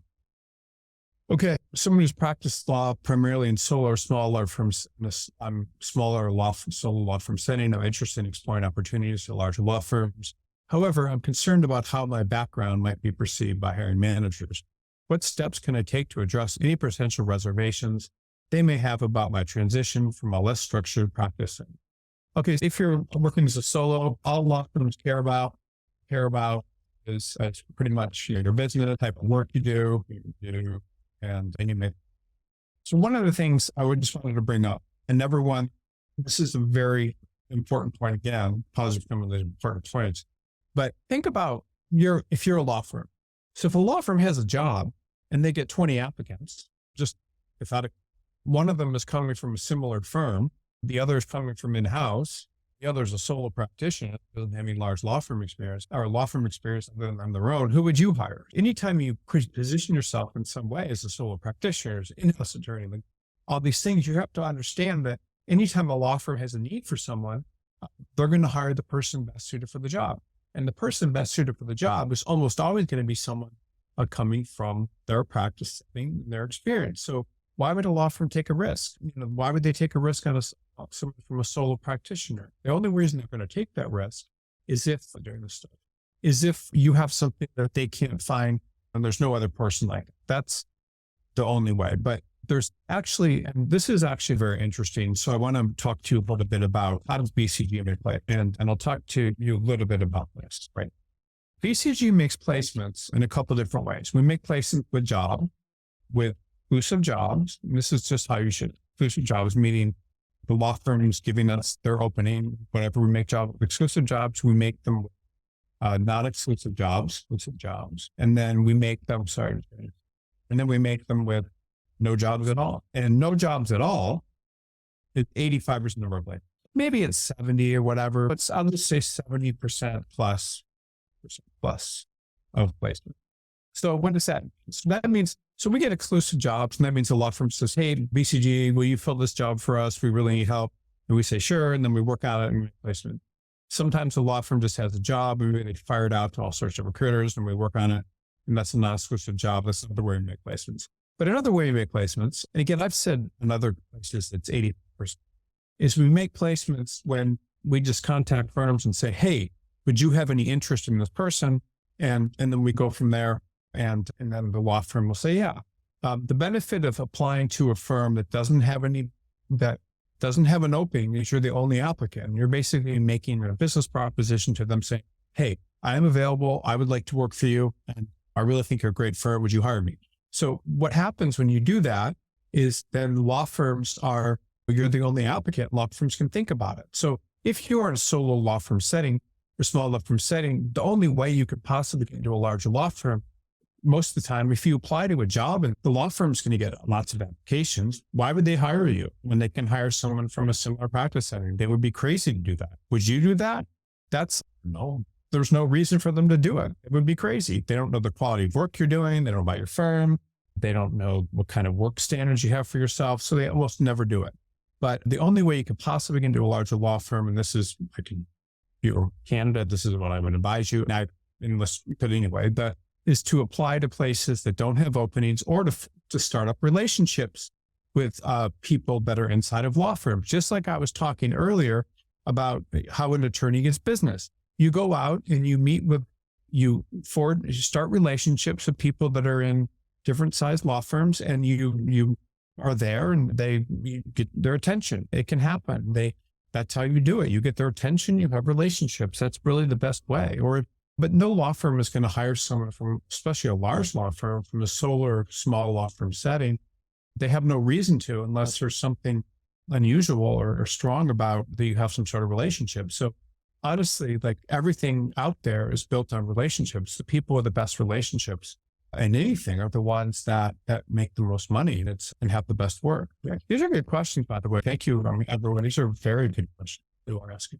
Okay, I made the switch from practicing law in a government agency to pursuing opportunities in law firms, but I'm finding it challenging to land interviews, let alone secure a job offer. Do law firms generally view government experience unfavorably? If so, what specific aspects of my government background might be causing concern for potential employers? And are there any strategies one can use to address these concerns and position myself more effectively as a lateral candidate? Okay, I talked earlier about how I worked in the Justice Department of Washington, D.C. one summer, and it was, by the way, they were exceptional attorneys. I was blown away. They were very good attorneys, very skilled, and great writers, great, dedicated to their cause and everything. But at the same time, the law firm, the building was 6 o'clock. You could have shot a cannon down the hall. It was just going even at 5:30. It's like they don't have to work those hours. They're dedicated. They don't have to work those hours. It's just different. You're working for the government. You're motivated by that, as opposed to trying to get clients and all these things. It's just we're working for all these different partners and working for paying clients and interested in making a lot of money. And there's just different things that an attorney inside of a government office working for the government does compared to a law firm. It's just different. It's like your heart's in a different place. So it's just different. So the point is that law firms can hire people that are coming from law firms. So if there's 10 people applying for a job, there's one from the government and there's another that's worked from law firms, nothing but law firms, or one law firm for 5 years. Why would they hire you as opposed to someone that's already working in the same practice setting? The practice setting of working in a law firm, if I say, if one attorney is at Morrison and Foerster and that attorney from Morrison and Foerster wants to go work at Melvin E. Myers, everyone knows what it's like working at a firm like Morrison and Foerster. Melvin E. Myers working in a firm like Morrison and Foerster. So if one of those attorneys wants to go back and forth, both firms are like, hey, this is a good firm. This is a good firm. This person, and they understand it. In contrast, it's just, anyway, the whole thing is different. If you want to be a lateral attorney and you want to work and you're not working in a law firm, you're going to have a much more difficult. So what are your strategies for doing that? You form relationships in law firm relationships with people that can hire you.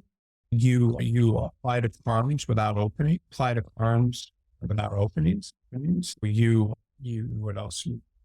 You make sure you have a law firm like resume. What does that mean? That just means, sometimes if you're working with the government, especially like people working for JAG, there's ridiculous resumes to talk about 15 different things. You do that. If you can't get jobs in large markets, you try to get jobs in smaller markets. It's often very easy to get it's much easier to get a position in a market where there may be like 15,000 people than it is to get a job in New York City. And the reason for that is when you work in large markets, if you go to a place like New York, for example, there's so many attorneys there that the law firms can generally get a bunch of what they like. And so that's just how it works. If you're working in an area, if you're trying to get a job in a smaller area outside New York or upstate New York or something, then the law firms are not going to have as many people to choose from. So obviously you're going to have a much better chance of getting a job. Sometimes I can know it. I've worked with law firms like in North Dakota and South Dakota and this sort of thing where they have absolutely no way. They can't hire people. They're like begging us, like, why aren't you getting us people?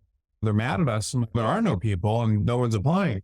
I'm working with this one law firm right now. There's some awesome firms out there that, that need people. And unfortunately, they can't get them because of where they're located. So very smart to try to place in smaller markets. And so there's just a lot of things, but the main things are look in smaller markets, try to work in areas where apply to firms that openings. And then those are the main things, but it's very difficult. Prosecutor, then that's not too difficult. You can always get a job in criminal law, but there's just a lot of government positions that are it's going to be very difficult for you to get a job if you're not from the kind of background person. So you say lawyers, entrepreneurial background, and have set their own solo practice have two advantages. They have business development skills and they may be able to bring a business to a law firm. Why would a law firm not be interested in hiring them? Okay, first of all, billing rates of your clients are going to be different. Your clients lower than a law. That's the first thing. Law firms, your work quality, at least you may not have learned how to do it. So there's a lot of too much independent, not taking orders from others. So if you're out of leaving, so you have a couple ideas here. So if you come over from a law firm, if you have your own practice and you're trying to work for a law firm, your billing rates of your clients, you may be a personal injury attorney or something, which is completely different. But for the most part, if you're a solo practitioner, the billing rates of your clients are likely to be different. So if you go to a large law firm, even a mid-sized law firm or a small law firm, those law firms are going to expect you to bill your clients at a certain rate. The rates are likely to be lower. The law firm is not going to be as interested in you because your clients are going to pay that. So your business is often not as relevant. When you do the work, it's not necessary. No one's looking over your shoulder. No one's showing you how to do it. You may be missing errors. You may not be a specialist in something. What does that mean? That means that you may not have the skills you may not, if you're doing whatever practice area you're in, you may be more of a generalist than a specialist. What does that mean? Law firms hire people that are more likely to be specialists in something. Many times in-house attorneys, their clients see a bunch of different things. So you would be more of a generalist.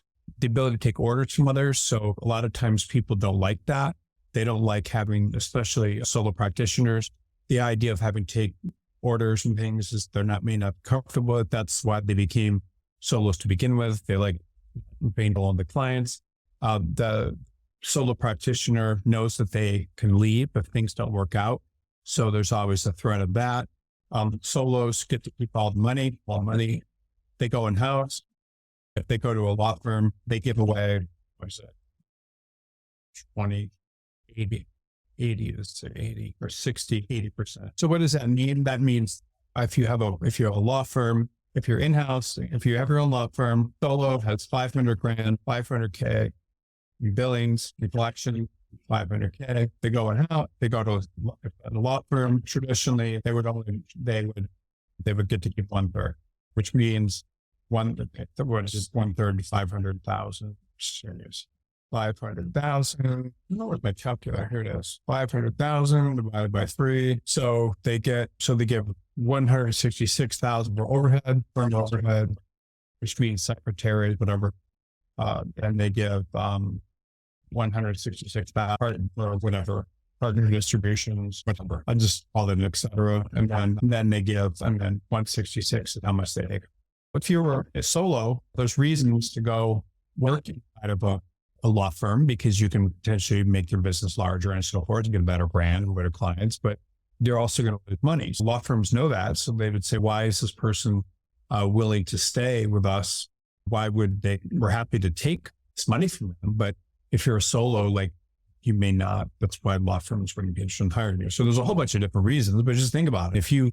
Anybody that's ever had their own business and succeeded at it, like they don't always want to go to work for someone else that's going to take a large portion of the money. I don't know why this person asked this question, but I'll answer it. It's fun. So someone said, do you think people who are social introverts without sales experience can be a legal recruiter? Yes, you do not have need of sales experience to be a recruiter. But I will say that you can't become, I don't know if it's personal recruiting, but I'm glad to hear these sort of thoughts.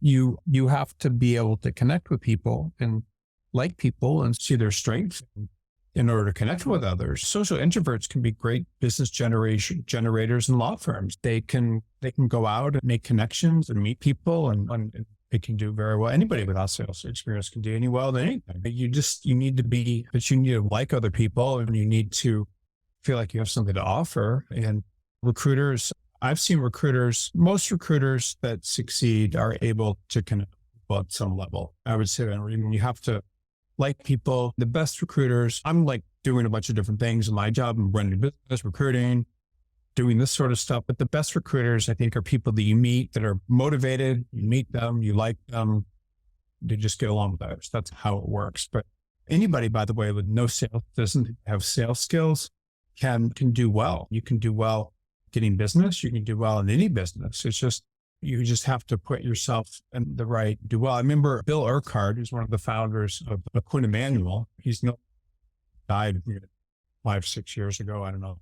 But he used to say, I remember when I was a young attorney, he said that the best guy with the most business in Los Angeles was also the biggest nerd. Like the attorney with the most business that in LA was also one of the biggest nerds in LA, which I always thought was funny because it just shows that anybody can do in transition, can do well in sales.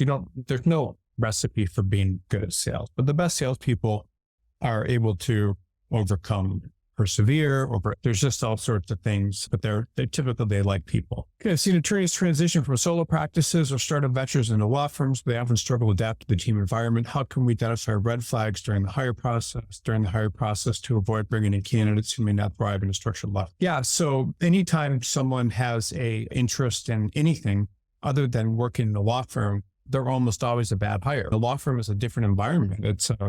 It has different requirements. It has working very hard and billing hours and impressing partners, and then hopefully getting ahead and developing business, or it's just different things. Law firm, these people from solo practices or startup ventures never work. One thing I will tell you, it's very interesting. Like part of being a good recruiter is believing in people and getting behind them and saying, what are they capable of? And all this sort of stuff. And that's what I do. This is obviously a law firm asking this question.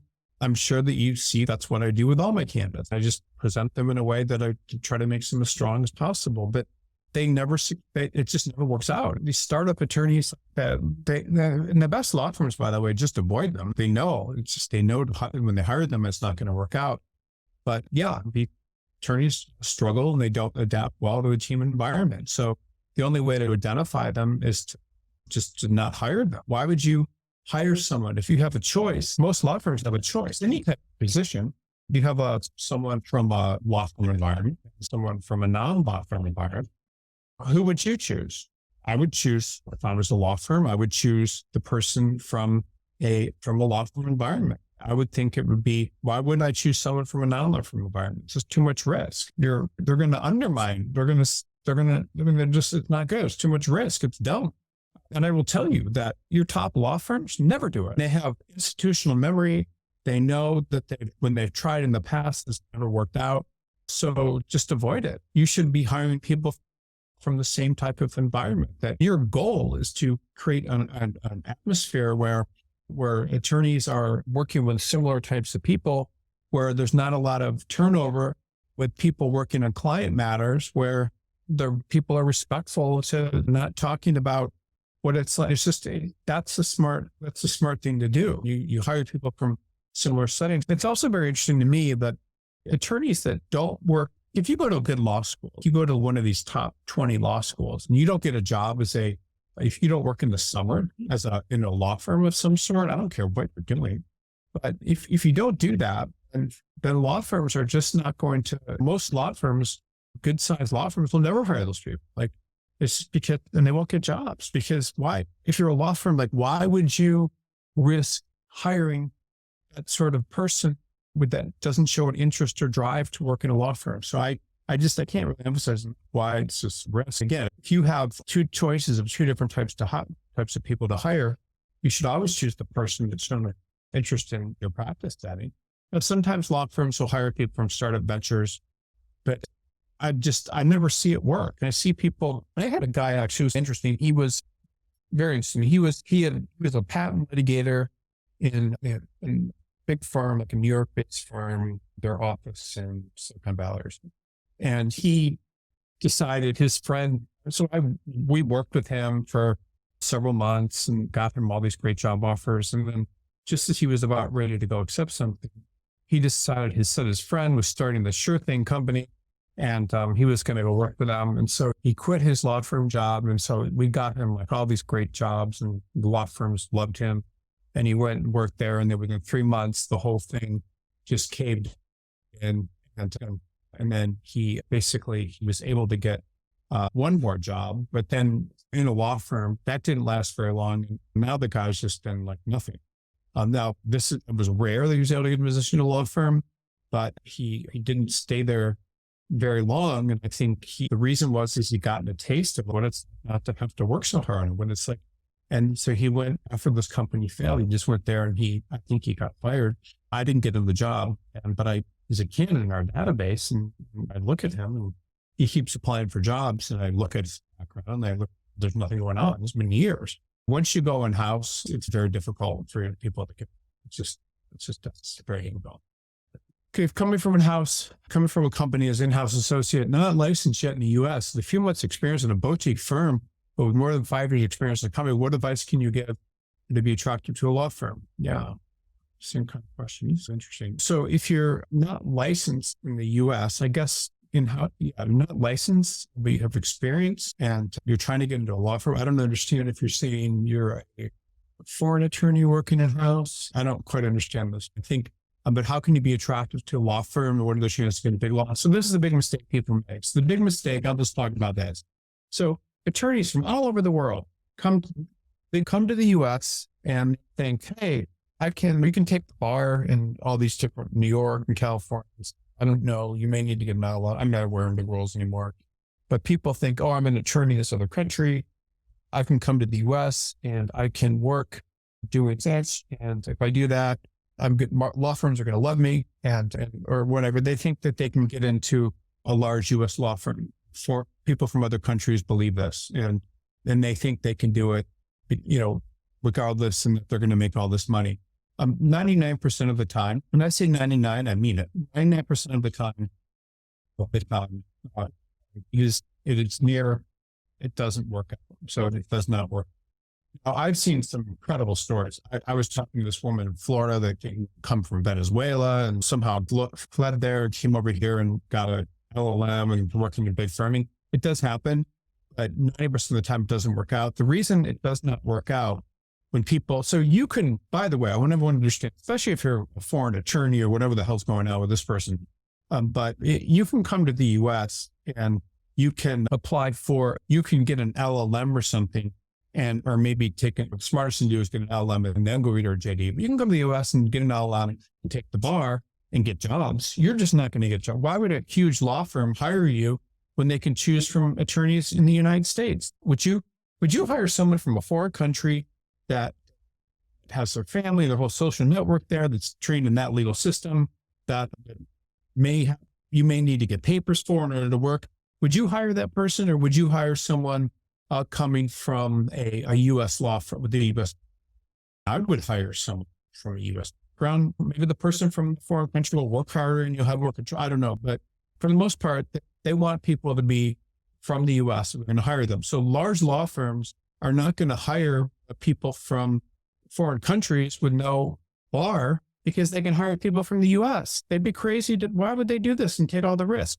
Now, people you can get a job for, though, if you are outside the mold, is you can get jobs in smaller firms. I've seen some of the funniest freaking crap. I was talking to this lawyer from China that had come to the U.S., was working in some Montana or helping farmers buy tractors. That means it's very funny, doing corporate related work and helping farms buy milking equipment and millions of dollars. But the point is that you can come to the U.S. and you can get a job as a foreign attorney, but you're not going to go make $1,000 a year working in a U.S. law firm after you get your LLM at the bar. And it's just craziness. Like, you can get jobs in smaller markets where you take the bar. You can get jobs in areas outside of major cities. So what does that mean? If you're in California, like you have Los Angeles, that's a huge market. Now, there are small law firms in Los Angeles that don't pay a lot. You probably get a job with.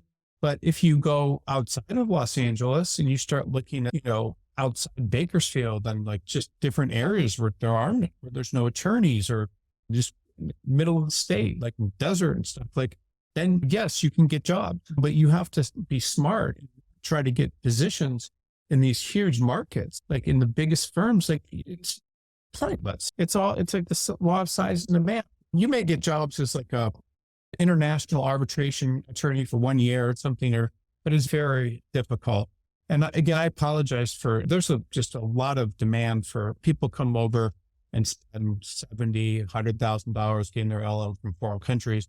And it's just very difficult. It just doesn't make any sense unless you think about the market in the right way. So how can a foreign student be attracted to law firms? You decide to look in areas that are not, let me see, U.S. map. Just looking at this United States map. This is a huge mistake that foreign LLMs make, or any LLM, or pretty much attorneys trying to get jobs. So let's see. Make this free. Okay, so here we go. Here's recording. Okay, so this is U.S. map. So here's what everyone does. Like, I want to work in San Francisco, I work in San Jose, I want to work in L.A. and San Diego.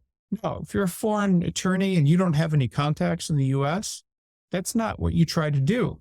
You try to work in Corcoran or Collins or Lancaster or like, this is what you do if you want to get a job. Why would you spend all your effort trying to get a job in these huge concentrated areas of the United States where everyone and their brother, and where U.S. law students and things are trying to get positions? It's crazy. This is what people do, though. They think, I want to work at one of the biggest firms. I'm going to get my LLM and work in one of the top AmLaw 100 law firms in LA and get paid hundreds of thousands of dollars a year. No, you're not. Like, because those firms can choose from people that are from the U.S., went to U.S. law schools for their JD, that are the top of their class, that's what they do. So what do? How do you get a job if you're a foreign LLM? I get calls from people. I get these crazy calls, all from attorneys like in Portugal. I'm retiring. I need someone to take over my book of business. There's no attorneys. There's only another attorney 30 miles away in Visalia or something. So what is that? What am I saying? I'm saying that you need to, if you want to get a job as a foreign attorney in the US, you need to apply to firms that in Stovepipe Wells. Actually, that's where you want to, it's actually a cool place to go on the summer. It's freaking hot as hell. And that's very interesting. But you got to look at Bishop, California. It's actually a very nice town, but there's not going to be a lot of attorneys there. There's not a lot of attorneys in Mammoth Lakes. That's a fun, actually, I love Mammoth. It's some of the best skiing in the world. It's a great mountain. No one goes there, but you look in these places where there's just not a lot of competition, because if you're trying to compete in if you're a foreign LLM, if you are not even a foreign LLM, but you're an attorney in the United States and you think you can't get a job, you are no, you are freaking wrong. Any attorney in the United States can get a job. It's there because there is demand where there's demand. There's a need for attorneys, and there's not enough of them in the area, but they all are trying to work at these giant markets in the United States where there's just not enough attorneys. You can work in South Dakota. And this is just an example. This is not a place that a lot of attorneys would want to work, but I'm just telling you that there are so many freaking places in the country that any attorney can get a job if they're motivated, that, you would be crazy not to try to do this.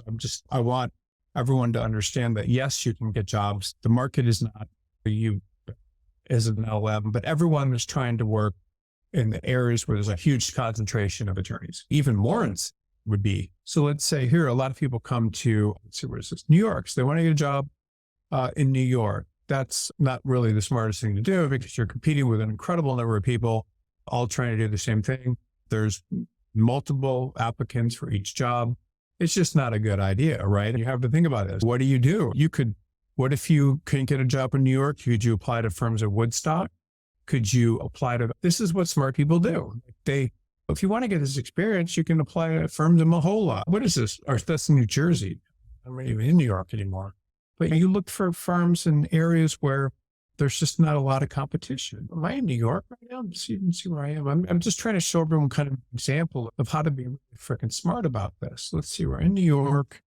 And the reason I'm spending so much time on this is just because I've been doing this for a long time, and I see people making so many mistakes. Look, let's say Binghamton, New York, right? Binghamton, New York. Let's see, law firms in Binghamton, New York. So what is this?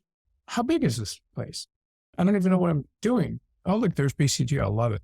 There's firms in Binghamton, New York that probably no freaking foreign attorney has even thought about, because they're just trying to freaking jump over every single person in New York City to get a job.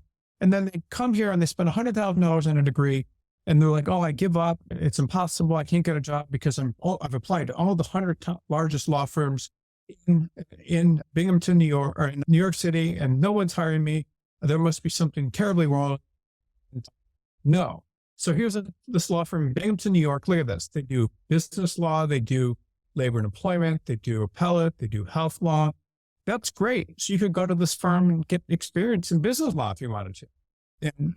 But no one thinks of, everyone's, oh, I should be working at a big law firm in New York. Look how many freaking people there are at this place. This is awesome.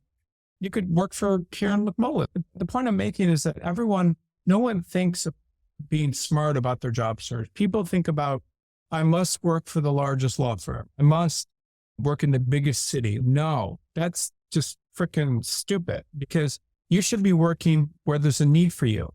No attorney should be trying to get a job where they're competing with so many different people in these huge markets and things where nothing's going to happen. It's just, and then you get frustrated. You're like, oh, I remember I was talking to this guy like a couple of years ago. This is not an LLM student. He went to Harvard Law School. Then he got some job, then he lost, he was unemployed. No one would hire him, because even though he went to Harvard, why would you hire someone that's unemployed as opposed to someone that's employed? We have our choice. We can hire someone who's got a job, or someone who doesn't have a job. Someone who has a job is more likely to be a good attorney than someone that doesn't. I don't know, and they have plenty of choices. So he couldn't get a job. So then when I found him, he was working for a personal injury firm, and he wanted to do commercial litigation or something. If he would have been smart, instead of trying to do all these big firms in New York City and getting depressed about it, he would have applied to Levine, Goldman, and Thompson. Just saying, not this firm, but you look for jobs in other markets where there's going to be demand. I mean, you look for places, you go where there's demand, not where not where everyone else is trying to work. So everyone comes over the US and they think all these, and there's a lot of, I mean, I say thousands, I don't know how many, but it's thousands. And they come over and they think they're going to get a job, but they're only looking at big markets. It's the dumbest freaking thing you can do. Like, why would a law, and I've said this 100 times, but why would a law firm in a big market ever be interested in hiring someone who's an LM, more in some foreign LM, when they have plenty of people that could hire? So the way to seek employment to get started BCG is basically to submit a resume on the website. One thing about BCG is also, I was thinking about this last night, is this company works so freaking hard for our candidates. We will overwhelm you with opportunities. And most of our candidates, we never give up, but a lot of our candidates give up because we're like, why are we getting so many jobs? And the only thing BCG is looking for is to make sure that you have, you're focused on this area. That's our main concern. And if you look focused, that's great. Law firms want to hire people that focus on a practice area coming from a similar practice setting. That's it. So how to get jobs as an attorney, get jobs. This is very simple. It's how to get jobs in a law firm, one-on-one.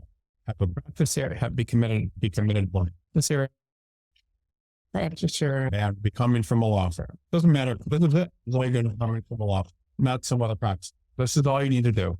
Now, what happens in smaller markets is in smaller markets, you may be more of a generalist. And the reason for that is people that work in smaller markets, they're generalists because the clients, there's not a client that needs an M&A attorney in Binghamton, New York. They may need a corporate attorney that could do corporate and advise on things, but they don't need an attorney from a huge, I think that makes sense. So you'd be committed to a practice here, and then smaller markets, okay, to be a little bit of a generalist, but typically the law firms want you to be coming from the same, have a practice area and then comes from a law firm. That's it. That's all you need to get a job. So in a law firm, really. So would it be accurate to assuming that, starting looking at this, would it be accurate to say the government may be inclined to hire a solo practitioner with little experience in a particular legal area with less than 5 years of experience? Yes. So government jobs, there are tons of them. I do not understand why, if you want to work as an attorney and you think you're having a hard time getting a job, working for the government can just be freaking awesome. I had the funniest thing happen.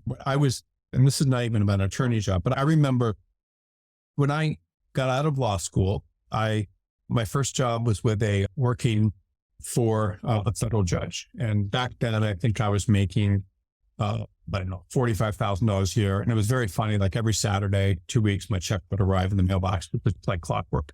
But anyway, I was working for this judge, and then there was a guy, I was in a kind of a duplex, like I was in the upper level and he was in the lower level. And in this duplex, he was working for the Social Security office. He had not gone to law school. He was just graduated from college, and he was making like $55,000 or $60,000 a year, but ended up losing his job because he was never going in. He was a drunk. He was a really nice guy and his wife. But anyway, my point is that, getting jobs with the government is, again, not that difficult. And there are plenty of these jobs. Just to hop back here to the US map, every one of these towns has a government office, like right here that I'm showing you, whether it's Vestal or Elderwood or Foster or the county, there are government jobs all over. You can just example, it's a list of cities. And I'm just trying to think of some random freaking area here. Let me just see here. List of cities in the US map again. This is fun. List of cities in Ohio. Let's do a list of cities in Ohio. These are all your municipalities in Ohio. Someone gets out of law school and they say, oh, there's no freaking job, or I can't find anything anywhere. Wow. So let's talk about this. So there's 905,000 people in Columbus, and you go down this and everyone's thinking, oh, there's no jobs in Ohio. Yeah, there's going to be a lot of competition in Columbus and Cincinnati, but then you get down to places like Toledo, Akron, things start getting a little bit slimmer. And then you get to Dublin right here, and there's 49,000 people. So if you want to go to Dublin, let's look at Dublin, Ohio. Dublin, Ohio. And this city will have a government. They will have attorneys working there. There's also the county that they're in. They will have attorneys working there. And you can do this exercise for every freaking state in the country. And this is insane. Like, these are small places, right? All of these things with 10,000, 20,000, there's so many government jobs out there. that people don't even realize how much opportunity there is. If you want to work, government will hire solo practitioners. They will hire people with less than 5 years of experience. And most people are not applying for those jobs. So you need to be trying to do your best to apply for, if you want to work in the government, you're solo practitioner, you can get jobs. Most people don't think this. Every freaking town, almost at a decent size, in every county has state offices, there's municipal offices, there's federal offices. There's so many government opportunities out there. People don't understand. They just say, oh, there's a number of opportunities. And there are an incredible number of opportunities in the government. LLM student and graduate in California plans to sit for the bar in New York and find a job. How to direct the job search now, bar exam and the results. Should one way for the bar for applying, what kind of positions and what kind of jobs should they hire? Okay, so this person is asking what kind of jobs should they hire? Now, what I do not like about what this person is saying and what no attorney should ever say is they have to be for paralegal. I see this all day, every day. They think, oh, I didn't go to a good enough school. I need to be a paralegal. Oh, there's no jobs. I need to be a paralegal. Or no, you do not need to be a paralegal. There are so many freaking places you can work as an attorney. You would be insane to be a paralegal. You also do not need to be a contract attorney. No one, I don't care if any U.S. law school you went, even if you think it's the last ranked law school in the country, you do not need to be a paralegal or a contract attorney because there are so many places and states and cities and every freaking area of the country that you can work. You would be insane to think you have to be a paralegal. No one has to be a paralegal or do something. Wish I could close this freaking window out. I don't know what, but that no one has to be a paralegal. There are so many opportunities. No one has to be a contract attorney. There are so many places that you can work that no one else is trying to. There's so many places that you can work. So just know. So this person wants to sit for the New York bar and find a job in New York. So good luck. Like you think you can work as an attorney in a big law firm in New York City or a law firm in New York City because you're an LLM student and you got a degree and took the bar. You have to look at smaller markets if you want to get a job. That's my only advice. There is demand in smaller markets where not a lot of people are applying for jobs. Everything is about the law of supply and demand. No one is going to hire someone with an LLM program from a foreign country that's not likely to stick around, might not even speak English as their first language. They have to be out of their mind, but they will hire you if you are coming from a similar, if there's demand. So that's it. So it's law of supply and demand. So if you want to go to New York City and try to get a job, good luck. You can maybe work as a clerk in a personal injury firm or something, or workers' compensation. But you have to apply to markets where there's not a lot of people. That's all there is to it. If you try to apply to markets where there are a lot of people and firms that are not getting a lot of applications, and you are not going to get a job. So how do I do a job search? If I want to move to New York City, so let's say you went and got some freaking job. And I wish I really knew how to close this thing out. But here we go. I'm making some progress this year. All right. Okay. So you want to move all the way to New York. I'll just show this example again. So you have this giant state of New York and you think you're going to try to get a job in one of these giant cities in New York. So you're not. So the only way to do it is to job search. If you really want to get a job in New York and you think that's where you want to work, is you look at Albany, you look at Utica, like smaller areas where there's not a lot of competition. People there are areas of the country where not a lot of people are trying to work, where there's not a lot of attorneys, are the smart places to apply because there's not any competition for the job that you're trying to for the firms you're trying to get. And you also do, I forgot to say one thing here, when you're trying to get a job in these markets, you do unsolicited applications. So what does that mean? So you apply Saratoga Springs, list of law firms that do corporate or whatever, I don't know, corporate related work in Saratoga. I should have put New York, but Google should be showing us these results. Okay, so Google's great. So now here you got Google's showing you all of these attorneys in Saratoga Springs. And some of these are law firms.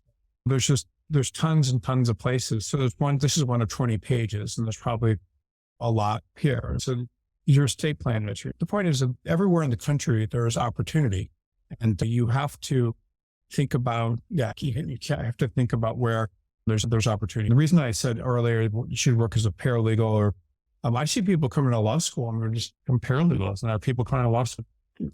contract attorney. No, you should be an attorney. Like, you went to law school to be a freaking attorney. Like, do what you can to work at a law firm and do your best. I mean, like, as an attorney. And again, people think, oh, I'm not that smart. It took me all this time to pass the bar. I didn't do well in law school. It was funny. This is actually very funny. And I was having lunch 2 weekends ago with someone that used to be a tenured professor at Syracuse Law School.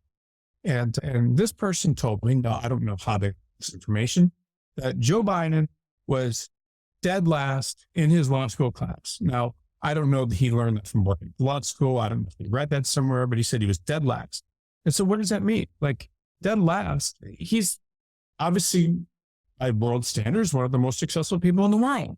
So you're dead last in law school, at not a top 10 law school, but he's president of the freaking United States.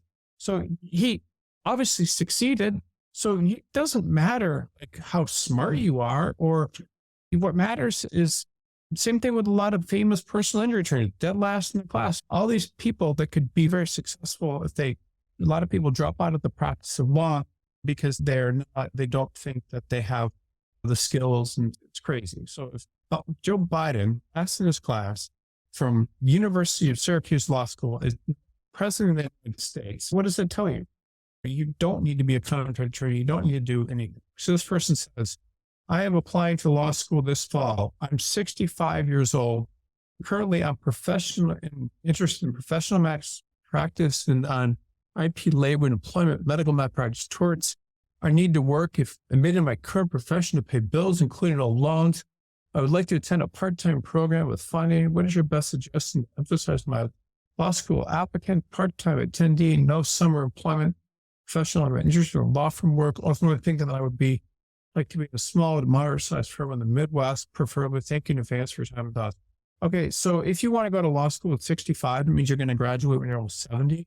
A lot of law firms have, not as much anymore, but they have actually mandatory retirement at the age of 60. So if you're applying to law school just now, I think law school is interesting. I think you can learn a lot of things. I think it can help you think. I think it's difficult and a good experience to go through. And I think that you can enjoy it and learn. But at the same time, I'm just telling people that everything that I've talked about so far makes it very difficult to be a attorney from a foreign country, and also to be U.S. and attorney that didn't. Anyway, it's for a different practice setting. What is my suggestion? My first thing, the good news is yes, you can go to law school and get your law degree and graduate in 70 and get a job, because law firms are businesses. People will hire you, and you will probably find law school interesting. But saying you're interested in these practice areas, it's okay, but preferably you would pick one of these. Like, you can't just say, I'm interested in employment, medical malpractice, and IP labor. I mean, you have to, these are two, there's nothing wrong with that. But the first thing I'd like to say is no one that goes into law school should know what they want to do. You come out of law school and you have an idea of what you want to do, but you don't necessarily do that. Now, if you want to do medical malpractice torts, you can do that. But law schools, you may get admitted, and law schools are businesses. They make money on your tuition, so you can certainly get admitted. But I will say, it's never too late to be an attorney, and attorneys do practice until their 80s. So you certainly can have a career doing it and enjoy yourself. But I would say when you come out of law school and take the bar, you can work for law firms in the summer. But keep in mind that you're going to be competing with people that are almost 50 years younger than you. And it's just something to think about. I don't know that it's a bad thing, right? It's a big thing going to law school. I just think it would be very difficult for you. But you may be interested, but it's just so competitive. Even attorneys that are, let me see here, this person says, I'm a foreign lawyer, was working at a law firm in Europe, a real estate transactional attorney for 3 years. And I come to the US to do an LLM at the California bar. Right now, I'm working for a boutique law firm in LA as a law clerk while waiting for the bar results, but I'm doing litigation, some corporate jobs. I want to find a job as a transaction attorney at a big firm, but I'm not getting an interview to go in a position at a large law firm.